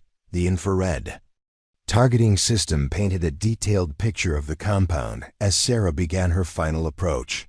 confirming the intelligence assessments about building locations and defensive positions. The primary target, the reinforced structure where al-Rashid was believed to be located, stood exactly where briefing materials had indicated, surrounded by the secondary targets that would be engaged only if time and ordnance allowed. At precisely 747 hours, Sarah commenced her attack run, pulling the aircraft into a shallow dive that would bring her weapons within optimal range, while maintaining the speed necessary for successful escape from the target area. The defensive systems below remained silent, their operators apparently unaware that death was approaching at over 400 miles per hour through a corridor that their planning had considered impassable for attacking aircraft. The weapon's release came at the exact moment that Sarah's targeting computer indicated optimal probability of successful engagement. Precision-guided munitions departing her aircraft with electronic guidance systems already locked onto their assigned targets. The primary weapon, a bunker-penetrating bomb, designed specifically for reinforced structures, arced through the morning air toward the building where intelligence believed al-Rashid was conducting his strategic planning meeting. Secondary weapons followed milliseconds later. Area effect munitions intended to neutralize communication facilities and eliminate transportation assets that could be used for escape or counterattack. Sarah's weapons load represented the culmination of decades of military technology development, each munition optimized for specific target categories and defensive countermeasures. The first explosion came exactly 14 seconds after weapons release, a brilliant flash that illuminated the entire compound as the bunker-penetrating warhead detonated deep within the reinforced structure that housed al-Rashid's planning cell. The secondary explosions followed in rapid succession, transforming the terrorist compound from a sophisticated defensive position into a scene of destruction that could be seen for miles through the pre-dawn darkness. Sarah was already executing her escape maneuver when the defensive systems finally reacted to her presence, surface-to-air missiles launching from their concealed positions with the desperate urgency of defenders who had been caught completely by surprise. But her attack had been timed to exploit the brief window when defensive systems would be blinded by their own explosions, and she was already climbing away from the target area when the first missiles began tracking toward where her aircraft had been 30 seconds earlier. The climb out of the valley required the same precision that had characterized her approach, threading between peaks while maintaining airspeed sufficient to outrun pursuing missiles and defensive fire. Sarah could see additional explosions erupting throughout the compound as secondary fires reached ammunition storage areas and fuel depots, creating a chain reaction that would continue long after her departure. Her defensive systems detected multiple missile launches during the first minute of her escape, but the weapons appeared to be firing at empty air rather than tracking her actual position. The combination of surprise, terrain masking, and electronic countermeasures had disrupted the targeting solutions that defensive systems required for successful engagement, allowing her to escape the most dangerous phase of the mission before enemy operators could adapt to her unexpected approach. As Sarah climbed towards safer altitudes, she allowed herself a brief moment to assess mission results through her aircraft's sensor systems. The primary target showed massive structural damage consistent with successful weapons employment, while secondary targets displayed the kind of comprehensive destruction that suggested her attack had achieved all primary objectives. Intelligence analysts would need to confirm al-Rashid's death, but the tactical evidence strongly suggested that her mission had succeeded. The return flight would follow a different route designed to avoid defensive systems that would now be at maximum alert levels throughout the region. Sarah programmed new navigation waypoints into her flight management system, selecting a path that would take her through terrain she had not previously traversed, but which offered the best combination of concealment and fuel efficiency for the journey back to Kandahar. Her fuel situation remained within acceptable parameters, despite the high consumption rates required for low-altitude flight. though she would arrive at base with minimal reserves. More importantly, her aircraft systems showed no indication of battle damage from the defensive fire she had encountered during her escape from the target area. She had somehow managed to penetrate one of the most heavily defended terrorist positions in Afghanistan, eliminate a high-value target, and escape without suffering damage that would prevent her safe return. As the adrenaline of combat gradually subsided, Sarah found herself processing the emotional impact of what she had just accomplished. For 30 years, she had trained for missions like this without knowing whether she would ever have the opportunity to test her skills against such challenging objectives. The successful completion of Operation Nightfall represented the culmination of everything she had learned during her military career, proof that experience and professional competence could overcome obstacles that seemed insurmountable to younger, less seasoned personnel. The radio crackled with an encrypted transmission from Kandahar Control Tower, requesting her status and estimated time of arrival. Sarah responded with the calm professionalism that military aviation demanded, reporting mission complete and requesting priority landing clearance due to fuel state. Her voice carried no indication of the extraordinary nature of what she had just accomplished, maintaining the understated competence that had characterized her approach to every aspect of military service. But as she flew through morning skies toward home base, Sarah understood that everything had changed. She was no longer the marginalized senior officer whose experience was considered irrelevant to modern military operations. She was the pilot who had volunteered for a suicide mission and somehow managed to survive while accomplishing strategic objectives that would be remembered long after most people had forgotten her name.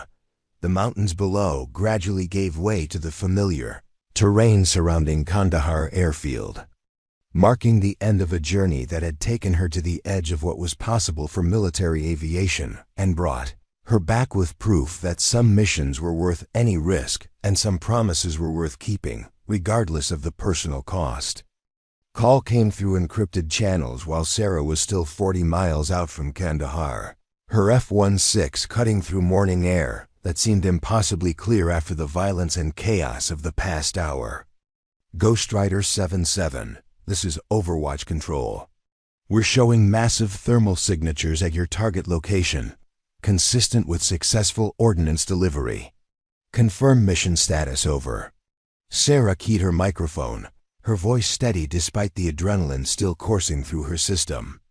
Overwatch Control, Ghost Rider 77. Primary and secondary objectives achieved. All weapons expended as planned. Aircraft status green, RTB at this time. The clinical military language couldn't capture the magnitude of what had just occurred, but it served its purpose of communicating essential information through channels that hostile forces might be monitoring. Copy that, 77. Be advised we're tracking multiple vehicle movements departing the target area, consistent with evacuation and emergency response activities.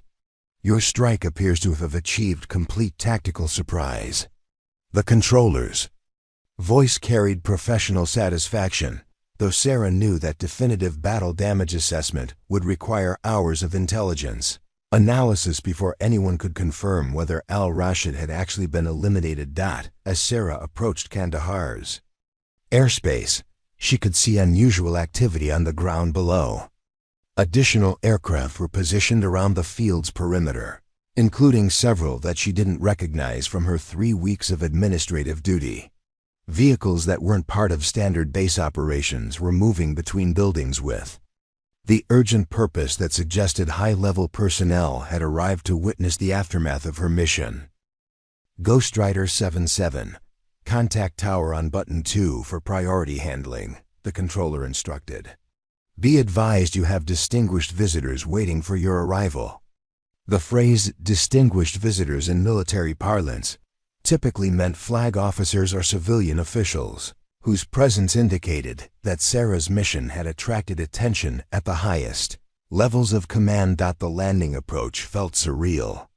After the intensity of low-altitude combat flying, her aircraft settling onto familiar runway pavement with the routine precision that made military aviation appear deceptively simple to outside observers.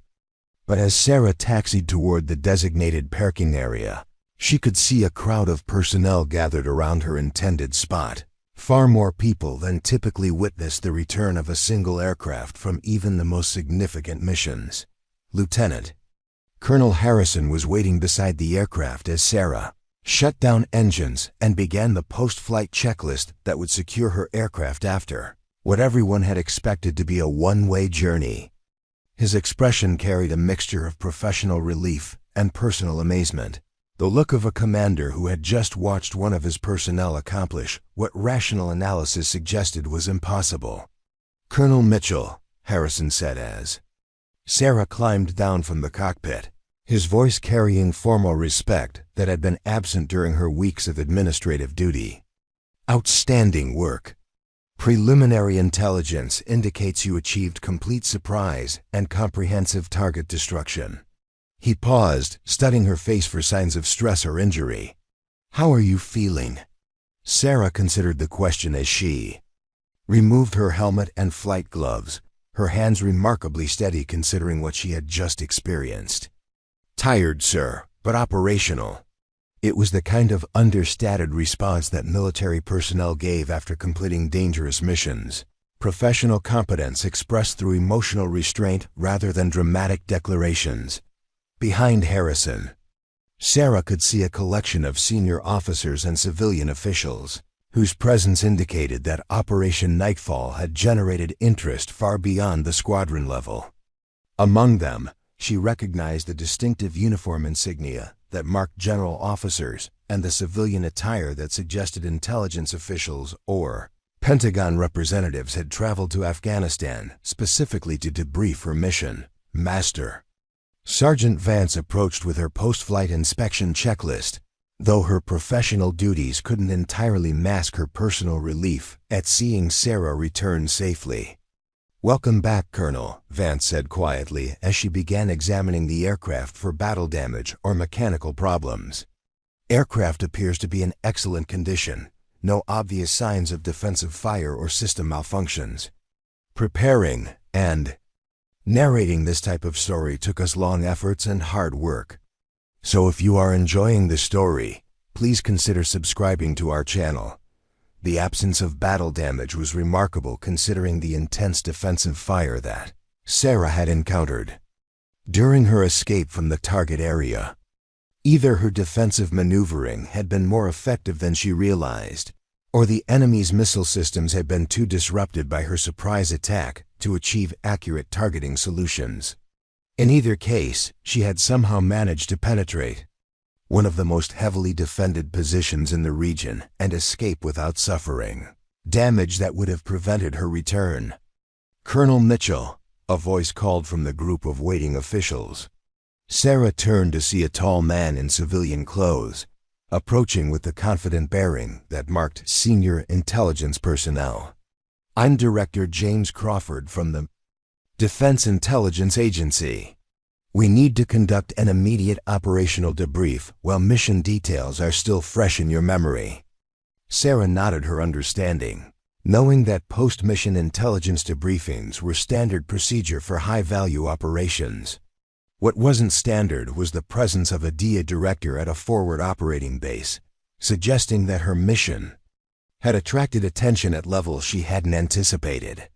The successful elimination of al-Rashid would indeed be strategically significant, but the personal interest of senior intelligence officials indicated that Operation Nightfall had implications beyond what she had been briefed about. The debriefing took place in a secure conference room that had been hastily prepared for classified discussions at the highest levels of government secrecy. Sarah found herself surrounded by officials whose presence represented multiple agencies and departments, all focused on extracting every detail about her mission that might provide insights into enemy capabilities, defensive measures, or intelligence opportunities.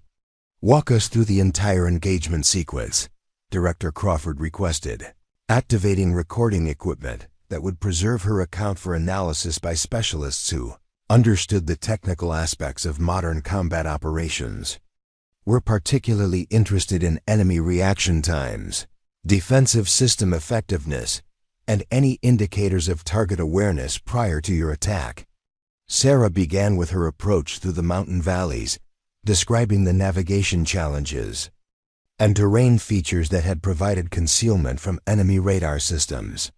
Her audience listened with the focused attention that intelligence professionals brought to first-hand accounts of successful operations, occasionally asking technical questions about altitude restrictions, airspeed management, or electronic countermeasure effectiveness. The defensive systems appeared to be completely unprepared for attack from your chosen approach vector, Crawford observed after Sarah described her weapons employment sequence. Intelligence assessments had predicted that corridor would be too dangerous for single aircraft penetration, but your execution suggests that conventional wisdom may have underestimated pilot capabilities. It was exactly the kind of validation that Sarah had been seeking throughout her weeks of administrative marginalization recognition that experience and professional competence could achieve results that theoretical analysis considered impossible. The successful completion of Operation Nightfall had proven that her decades of hard-earned expertise remained relevant to modern military operations, regardless of what personnel policies suggested about age limitations. Target destruction appears to have been comprehensive, another intelligence official added, consulting satellite imagery that showed the compound in its post-attack condition. The primary structure sustained direct hits from precision ordnance, while secondary targets showed damage consistent with successful area effect weapons employment. We're still analyzing imagery for specific battle damage indicators, but preliminary assessment suggests complete mission success. The confirmation of comprehensive target destruction carried implications that extended far beyond tactical considerations. Al-Rashid's elimination would disrupt terrorist operations across multiple countries, potentially saving hundreds of lives that would otherwise be lost to future attacks. Sarah's willingness to risk everything for strategic objectives had achieved exactly the kind of results that justified the most extreme military operations. There is one aspect of your mission that requires immediate discussion, Director Crawford said, his expression becoming more serious. Intelligence intercepts suggest that al-Rashid was indeed present at the compound during your attack, along with several other high-value targets whose elimination would represent an extraordinary intelligence coup. He paused, consulting classified documents before continuing. If confirmed, your mission will have eliminated more terrorist leadership in a single operation than any previous strike in this theater. The strategic significance of such an achievement was almost overwhelming to consider. Sarah had accepted what everyone expected to be a suicide mission focused on a single high-value target, but the tactical success of her attack had apparently achieved strategic objectives that exceeded all reasonable expectations. The elimination of multiple terrorist leaders would disrupt enemy operations for months or years, potentially changing the entire trajectory of military operations in the region. As the debriefing continued through the afternoon, Sarah found herself at the center of discussions about follow-up operations, intelligence exploitation, and strategic implications that reached far beyond Afghanistan. Her successful mission had opened new possibilities for counterterrorism operations and demonstrated tactical approaches that could be applied to similar targets throughout the region. Colonel, Director Crawford said as the formal debriefing concluded, I want you to understand that this operation will be studied and analyzed for years to come. Your tactical innovations, your mission execution, your professional competence under extreme pressure, all of it represents the kind of excellence that makes the difference between strategic success and failure. His voice carried the weight of official recognition, the kind of acknowledgement that came from the highest levels of government. But more important to Sarah than official recognition was the professional satisfaction of having proven that Experience and expertise could overcome obstacles that seemed insurmountable to younger, less seasoned personnel. She had volunteered for a suicide mission and somehow managed to survive while accomplishing strategic objectives that would be remembered long after most people had forgotten her name. Late that evening, after the intelligence officials had departed, and the base had returned to its normal operational rhythm, Sarah found herself back in the Squadron Operations Center, where her administrative exile had begun just 24 hours earlier.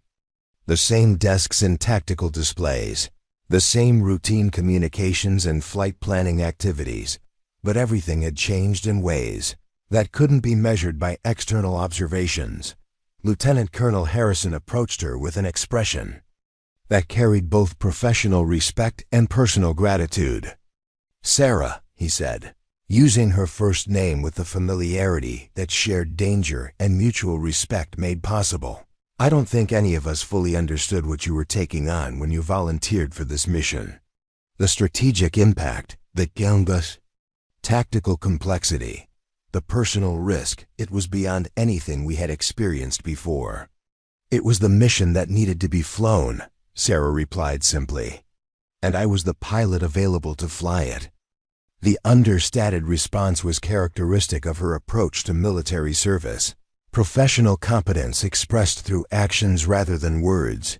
Dedication demonstrated through willingness to accept ultimate risks for strategic objectives. As she prepared to leave the operations center for what she hoped would be a few hours of rest before the next day's inevitable meetings and debriefings, Sarah reflected on the extraordinary journey that had brought her from administrative exile to strategic significance in less than 24 hours. She had proven that age was no barrier to exceptional performance. That experience could overcome obstacles that youth and enthusiasm could not, and that some missions were worth any risk when they offered the opportunity to serve purposes larger than personal survival. The successful completion of Operation Nightfall had validated every choice she had made during 30 years of military service, every skill she had developed, every lesson she had learned. More importantly, it had demonstrated that true military excellence transcended the bureaucratic limitations that tried to define worth based on chronological age rather than proven capability. Tomorrow would bring new challenges and different responsibilities. But tonight Sarah Mitchell could rest with the knowledge that she had accomplished something extraordinary, something that would be remembered long after the administrative details of military careers had been forgotten. She had volunteered for a suicide mission and somehow managed to return with proof that some promises were worth keeping, regardless of the personal cost. The secure phone in Sarah's temporary quarters rang at 0523 hours, 3 days after operation. Nightfall had transformed her from an administrative observer into the most decorated pilot in theater. She answered on the second ring. Her voice alert despite the early hour military service had long ago trained her to transition instantly from sleep to full operational awareness when circumstances demanded it. "Colonel Mitchell, this is General Patricia Hawkins from the Pentagon." The voice on the encrypted line announced with the crisp authority that marked senior Air Force leadership. "I need to speak with you immediately about your future assignment options. Can you be in the secure conference facility in 20 minutes? Sarah felt a familiar tightness in her chest that came from receiving unexpected communications from flag officers, particularly those whose voices she didn't recognize and whose intentions remained unclear. In her experience, calls from Pentagon generals at dawn typically meant either extraordinary opportunities or career-ending problems, with little middle ground between those extremes. "Yes, ma'am," Sarah replied, already reaching for her uniform. "I'll be there in 15 minutes. The formal response masked her curiosity about what could require such urgent discussion with a two-star general whose normal responsibilities presumably didn't include individual pilot assignments at forward operating bases. The walk across Kandahar airfield in pre-dawn darkness felt different than it had just 72 hours earlier. Personnel she encountered offered respectful greetings. rather than the polite indifference that had characterized her previous weeks of administrative duty. Word of Operation Nightfall's success had spread throughout the base with the speed that news traveled in closed military communities, transforming her from a marginalized senior officer into something approaching a living legend. General Hawkins appeared on the secure video screen precisely at the appointed time, her presence commanding even through electronic transmission. Sarah recognized her from official photographs and Pentagon briefings, a career pilot who had risen through the ranks by combining exceptional flying skills with equally impressive leadership capabilities. If Hawkins was calling personally, the matter was significant enough to warrant attention from the highest levels of Air Force Command. Colonel Mitchell, Hawkins began without preamble, your mission 3 days ago has generated considerable discussion at the Pentagon and the White House. The elimination of al-Rashid and his planning cell represents one of the most significant counter-terrorism successes in recent years, and the tactical execution of your operation has impressed people who aren't easily impressed. She paused, consulting notes before continuing. That success has created some interesting opportunities for your continued service. Sarah waited silently, understanding that senior officers preferred to present information at their own pace, rather than responding to questions that might derail their planned presentations. Whatever opportunities Hawkins was referring to would be revealed in due course, along with any expectations or obligations that accompanied them. The first option, Hawkins continued, is immediate promotion to Brigadier General and assignment to lead a new Special Operations Aviation Unit that would focus specifically on high-risk, single-aircraft missions similar to what you just accomplished. This unit would report directly to the Joint Chiefs and handle targets that conventional operations can't reach. Her expression conveyed the significance of such an assignment. You would have complete authority over personnel selection, training programs, and operational planning. The offer was extraordinary by any measure, not only immediate promotion to flag rank, but command of an elite unit designed around her specific capabilities and experience. It represented the kind of career culmination that most military officers could only dream about, recognition at the highest levels that her skills and judgment were considered exceptional even by Pentagon standards. The second option, Hawkins said before Sarah could respond, is selection for the National War College with a follow-on assignment to the Air Staff in strategic planning. This track would position you for senior leadership roles at the service level, potentially including future command of major installations or combat organizations. She studied Sarah's expression through the video link. Both options represent recognition that your experience and capabilities are too valuable to waste on routine assignments. Sarah felt the irony of the situation settling over her like a familiar weight. 3 days ago, she had been considered too old for operational flying and relegated to administrative duties that everyone acknowledged were basically meaningless. Now, based on a single mission that she had completed successfully against all odds, she was being offered opportunities that represented the pinnacle of military achievement. "General," Sarah said carefully, "I appreciate the recognition and the confidence that these offers represent. But I need to ask whether these assignments are being offered because of what I accomplished, or because someone feels obligated to reward me for surviving what was expected to be a suicide mission." The direct question reflected her preference for honest communication over diplomatic euphemism. Hawkins smiled, the first expression of humor she had shown during their conversation. "Colonel, I've reviewed your entire service record, not just your recent mission. 30 years of exceptional performance, multiple combat deployments, outstanding leadership evaluations, and consistently superior flying skills. The Pentagon doesn't offer flag rank to people out of sympathy or obligation." Her tone became more serious. "These opportunities are being offered because we need officers with your experience and judgment in positions where they can make strategic contributions. The confirmation that her career achievements were being evaluated comprehensively, rather than based solely on a single dramatic mission provided. Reassurance that these offers represented genuine recognition rather than bureaucratic guilt. Sarah had always preferred to be valued for her complete body of work rather than individual accomplishments, regardless of how spectacular those accomplishments might be. There is a third option, Hawkins continued, her voice taking on a different quality that suggested this alternative might be more complex than the previous two. The Director of Central Intelligence has requested a meeting with you to discuss potential opportunities in the intelligence community. I can't provide details about what that might involve, but I can tell you that your tactical innovations and operational success have attracted attention beyond military circles.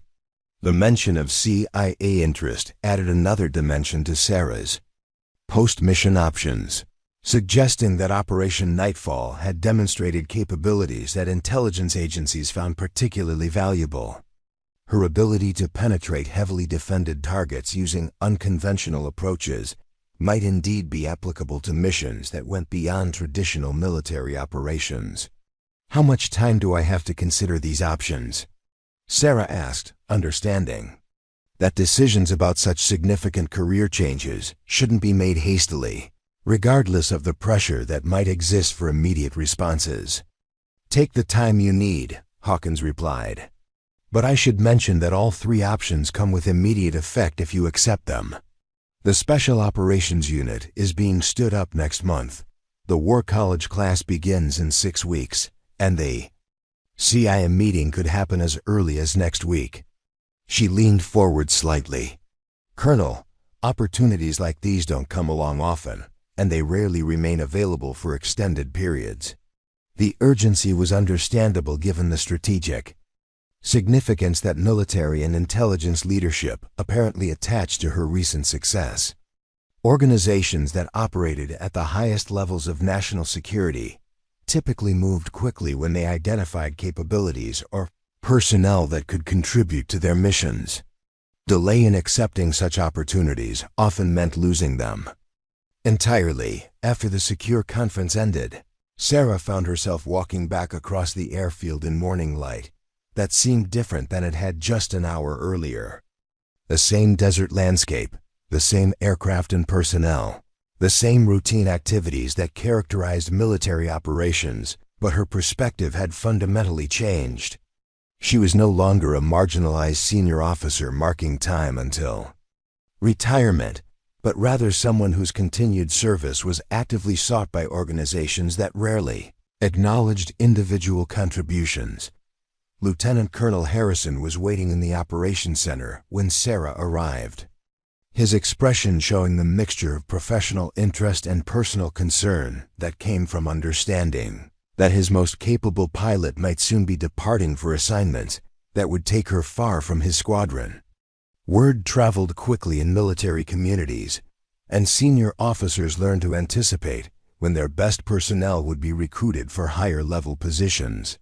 I understand congratulations are in order, Harrison said as Sarah settled at her desk to review routine reports that now seemed almost trivial compared to the decisions she was facing.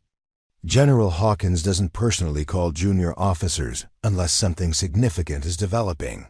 His tone carried curiosity about details that he couldn't directly request due to the classified nature of such discussions. She presented some interesting options, Sarah replied diplomatically, understanding that Harrison's interest was both professional and personal. As squadron commander, he needed to plan for personnel changes that could affect his unit's capabilities, but he also genuinely cared about the welfare of people who had served under his command with distinction.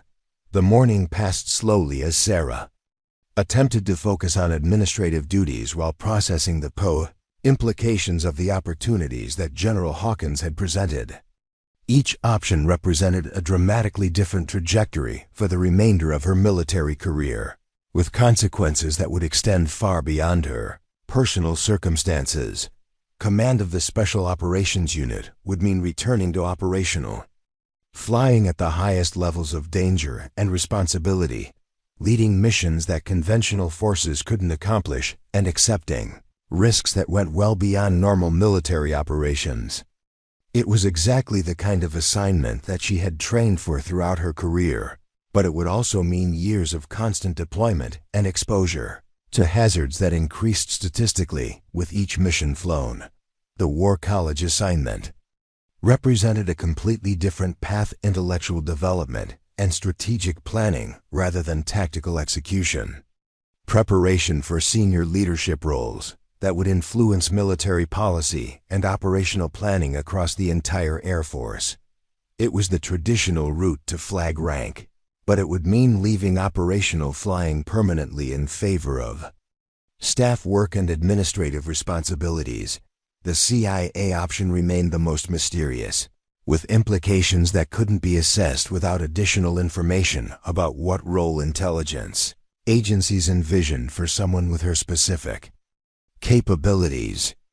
The agency's interests suggested that her tactical innovations had applications beyond traditional military operations, possibly including missions that operated in the shadowy realm between warfare and espionage. Major Rodriguez approached her desk during the afternoon with a folder containing routine communications that required her review and endorsement. His manner had changed dramatically since Operation Nightfall, replacing his previous dismissiveness with the respectful professionalism that military personnel showed toward colleagues whose capabilities had been proven under extreme conditions. "Colonel," Rodriguez said as he handed her the paperwork, "I wanted to apologize for my attitude during your first weeks here. I didn't understand what kind of experience and expertise you brought to our operations." His voice carried genuine regret rather than diplomatic politeness. "Your mission 3 days ago demonstrated capabilities that most of us have never seen before." The apology was both unnecessary and appreciated, representing the kind of professional maturity that separated good officers from mediocre ones. Rodriguez had recognized that his initial assessment had been wrong and was taking responsibility for attitudes that had been based on incomplete understanding rather than objective evaluation. "Major," Sarah replied, "you treated me according to the information you had available and the role I was assigned to fill. That's exactly what good officers are supposed to do." She paused, considering how to address the broader implications of their interaction. The lesson here isn't about individual relationships. It's about institutional assumptions that might cause us to undervalue experience in favor of youth, or to assume that administrative assignments reflect actual capabilities. As the day progressed and Sarah continued to wrestle with her decision about future assignments, she found herself reflecting on the fundamental question of what she hoped to accomplish during whatever time remained in her military career. The successful completion of Operation Nightfall had proven that her skills and experience remained relevant to modern combat operations, but it had also demonstrated the personal costs that came with missions at the extreme edge of what was considered possible. The 3 options that General Hawkins had presented represented different approaches to applying her proven capabilities: direct operational leadership, strategic planning and policy development, or intelligence operations. That might combine elements of both military and civilian responsibilities. Each path offered opportunities to contribute to national security objectives, but they required different commitments and carried different risks. Evening brought no clarity to her decision-making process, only deeper appreciation for the complexity of choices that seemed straightforward when viewed from outside, but proved multifaceted when examined carefully. Sarah had always approached major decisions by analyzing all available information and considering long-term consequences rather than immediate benefits, a methodology that had served her well throughout her military career, but which sometimes made quick decisions more difficult. As she prepared for another night of restless consideration, Sarah understood that her choice would ultimately depend on her assessment of where she could make the most significant contribution to objectives that extended beyond personal advancement or recognition. The successful completion of Operation Nightfall had earned her the right to choose her own path forward, but it had also created obligations to use her proven capabilities in ways that served purposes larger than individual satisfaction. Tomorrow would bring additional discussions and more detailed information about each opportunity. But tonight Sarah Mitchell faced the kind of decision that defined military careers and determined how decades of service would be remembered. She had already proven that age was no barrier to exceptional performance. Now she needed to decide how that proof would be applied to the challenges that lay ahead. 2 weeks later, Sarah stood in the Pentagon briefing room known as the Tank, facing a collection of 4-star generals and senior civilian officials whose combined authority represented the highest levels of American military and intelligence leadership. The room itself carried the weight of decades of strategic decisions, its secure walls having witnessed discussions that shaped global conflicts and determined the fate of nations. Today, these same leaders had gathered to hear her assessment of a program that existed only in classified files and theoretical planning documents. Colonel Mitchell, General David Thompson, chairman of the Joint Chiefs of Staff, began with the measured tone that marked discussions of exceptional strategic importance. Your mission in Afghanistan has demonstrated tactical capabilities that we didn't know existed within our current force structure. More significantly, it's shown U.S. possibilities for operations that we previously considered impossible. He gestured toward a classified presentation displayed on screens around the room. We're here to discuss how those capabilities might be systematically developed and employed. The presentation revealed the scope of what military leadership had been considering since Operation Nightfall's success. Intelligence agencies had identified 17 high-value targets in various global locations that shared characteristics with al-Rashid's compound: heavily defended, strategically significant, and beyond the reach of conventional military operations. Each represented opportunities for strategic impact that could justify extraordinary risks, but all required exactly the kind of tactical innovation that Sarah had demonstrated in Afghanistan. The question, General Thompson continued, is whether your approach can be replicated and scaled to address multiple similar targets across different theaters of operation. We're not talking about training conventional pilots to attempt suicide missions. We're talking about developing new operational concepts that expand what's possible for single-aircraft deep penetration strikes. His voice carried the weight of strategic implications that extended far beyond tactical considerations. Director Crawford from the Defense Intelligence Agency activated additional displays showing satellite imagery and intelligence assessments of potential targets. These facilities represent the most critical nodes in enemy networks that we currently cannot reach through conventional means, he explained, highlighting defensive systems and geographical challenges that protected each location. Standard operational approaches would require overwhelming force and extensive support operations that would be politically or logistically impossible in most cases.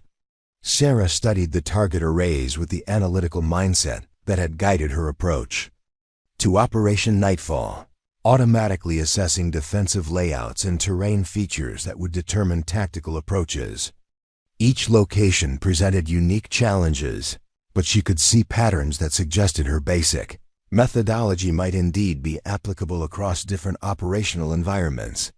The tactical principles could be adapted, Sarah said carefully, understanding that her assessment would influence decisions about programs that could affect military operations for years to come. But each target would require specific planning based on its individual characteristics. There's no standard template that could be applied universally. Success would depend on thorough intelligence preparation and customized approaches for each operation. General Patricia Hawkins, who had joined the meeting via secure video link from her Pentagon office, leaned forward with the focused attention that marked discussions of operational feasibility. What about pilot selection criteria? Your mission succeeded because of capabilities that aren't common even among experienced combat pilots. How do we identify personnel who could be trained for similar operations? It was exactly the question that Sarah had been considering since learning about the broader strategic vision that her mission had inspired. Operation Nightfall had succeeded because of a specific combination of experience, judgment, and tactical innovation that couldn't be easily replicated through standard training programs. The military would need to develop entirely new selection and preparation methods for operations that went beyond conventional mission parameters. Experience matters more than age, Sarah replied, addressing what she knew was an underlying concern about institutional age policies that had nearly prevented her from flying the mission that proved such policies were counterproductive. The capabilities required for these operations come from accumulated flight time in challenging conditions, not from chronological calculations or career timeline assumptions. The statement carried implications that extended beyond pilot selection to broader questions about how military organizations evaluated and utilized their most experienced personnel. Sarah's success had demonstrated that institutional biases about age and capability could prevent optimal utilization of proven expertise when it was most needed for critical missions. There's another consideration, General Thompson added, consulting. Classified documents that detailed the political and strategic context surrounding potential target sets.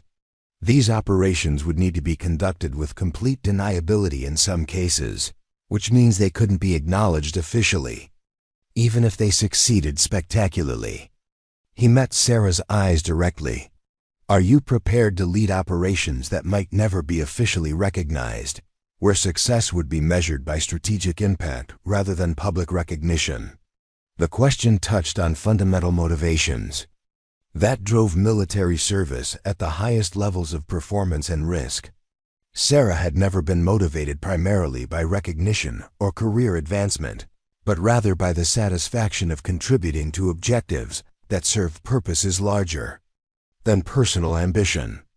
The prospect of leading operations that would remain forever classified actually appealed to her preference for substance over publicity. General, Sarah responded, the most important work often happens in spaces that aren't acknowledged publicly.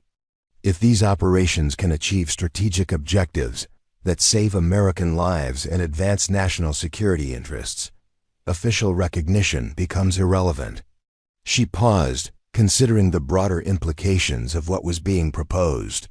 What matters is that the missions succeed, and that they're conducted by people who understand what they're being asked to sacrifice. Director Crawford activated another presentation, showing organizational charts and budget projections for what was clearly a comprehensive program development plan. We're looking at a 10-year timeline for full operational capability, he explained, highlighting personnel requirements and training facilities that would be needed to support sustained operations.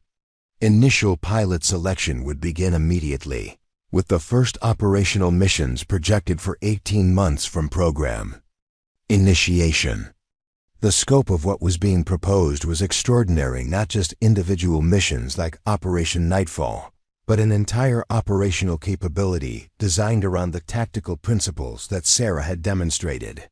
It would represent a fundamental expansion of what military aviation could accomplish, creating new possibilities for strategic action in situations where conventional approaches were insufficient. Who would command this program?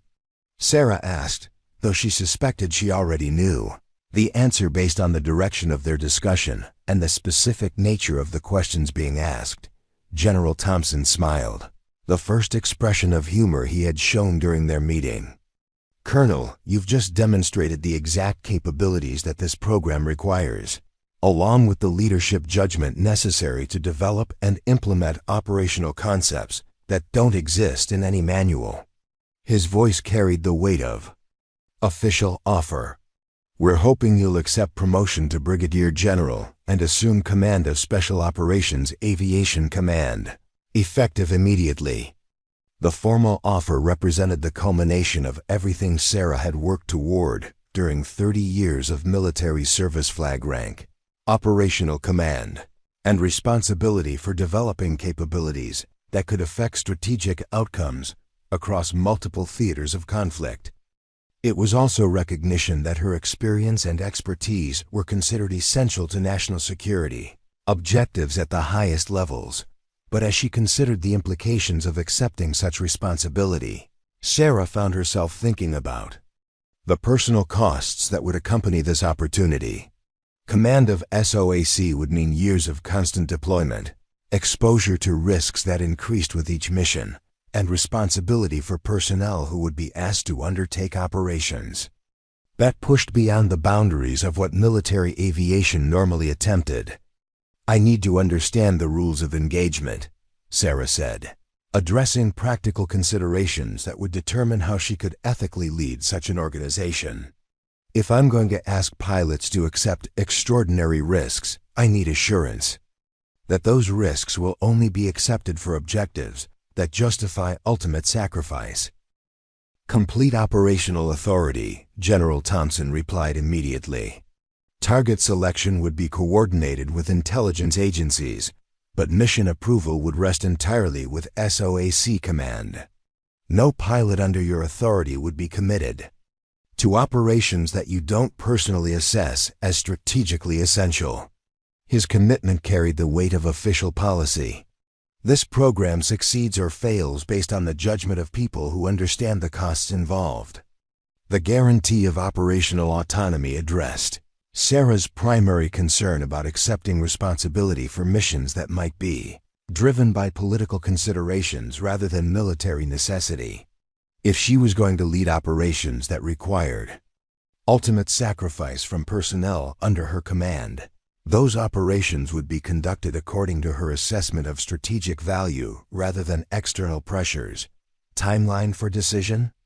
Sarah asked, understanding that programs at this level of classification and strategic importance typically moved according to schedules determined by external factors rather than individual convenience. "The program exists whether you command it or not," Director Crawford replied. "But our assessment is that your specific experience and demonstrated capabilities make you uniquely qualified to lead this effort. We can give you 48 hours to consider, but after that, we'll need to proceed with alternative leadership options." His tone made it clear that while other officers might be capable of commanding SOAC, none had proven their qualifications under the extreme conditions that defined the program's mission requirements. As the briefing concluded, and participants began departing for other meetings and responsibilities, Sarah found herself alone with General Thompson in the secure conference room where decisions that shaped global conflicts were made on a regular basis.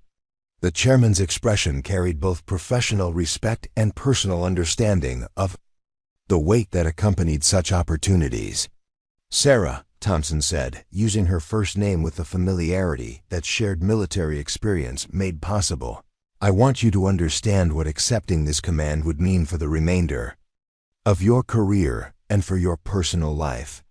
SOAC operations will be demanding in ways that conventional military service isn't, and the personnel costs will be significant." He paused, studying her expression. "But the strategic impact could be extraordinary, the kind of contribution that changes how military power is projected and how national security objectives are achieved." The conversation continued for another 30 minutes, covering details about program structure, resource allocation, and the specific authorities that would accompany SOAC command. Thompson had clearly invested considerable thought in ensuring that organizational arrangements would support operational success, rather than creating bureaucratic obstacles that could compromise mission effectiveness. As Sarah left the Pentagon and walked through Washington evening traffic toward her hotel, she found herself processing the magnitude of what had been offered and the implications of accepting responsibility for operations that would push military aviation into entirely new realms of risk and capability. The successful completion of Operation Nightfall had opened doors that she had never imagined, but it had also created obligations to use her proven expertise in ways that served objectives larger than personal advancement. That night, alone in a hotel room that overlooked the nation's capital, Sarah reviewed classified documents that detailed the strategic vision behind SOAC and the operational requirements that would define its missions. The program represented an opportunity to apply everything she had learned during 30 years of military service to challenges that could affect global security for decades to come, but it also represented a commitment to lead operations where success would be measured by strategic impact rather than personnel survival, where the highest expression of military excellence would be demonstrated by people whose names might never be publicly acknowledged. As Sarah prepared for what might be her final night as a colonel rather than a general, she understood that her decision would determine not only her own future, but also the development of capabilities that could change how democracies defended themselves in an increasingly complex world. The choice between personal security and strategic contribution had never been clearer, and Sarah Mitchell had never been more certain about which path her sense of duty required her to take. 3 months later, Brigadier General Sarah Mitchell stood in a hangar at Nellis Air Force Base, watching as the first class of SOAC pilots completed their final training exercise.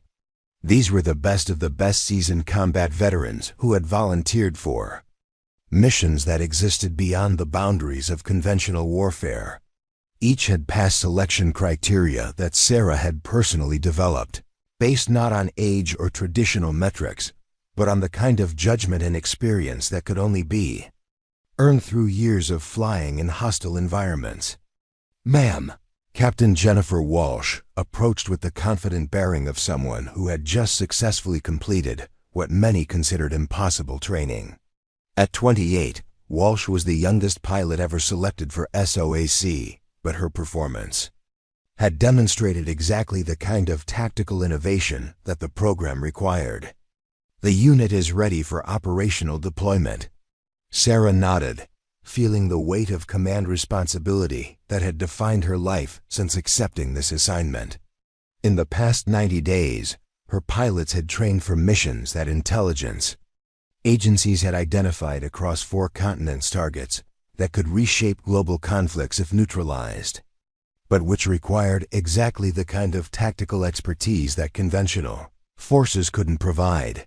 The irony wasn't lost on her that the Air Force had initially considered her too old for routine combat missions, yet had ultimately entrusted her with developing capabilities that represented the future of military aviation. Age had proven irrelevant when measured against experience, judgment, and the willingness to accept ultimate responsibility for impossible missions. Her secure phone buzzed with an encrypted message from Pentagon Intelligence. Another high-value target had been identified, another opportunity to prove that some missions were worth any risk when they served purposes larger than individual survival. Sarah smiled as she prepared to brief her first operational mission. Some promises were worth keeping, regardless of the cost. If this story of hidden expertise and unexpected heroism inspired you, hit that subscribe button and join our community of incredible human stories. What hidden talents have you discovered in people who seemed ordinary? Share your experiences in the comments below, because sometimes the most extraordinary heroes are hiding in plain sight, waiting for their moment to change everything.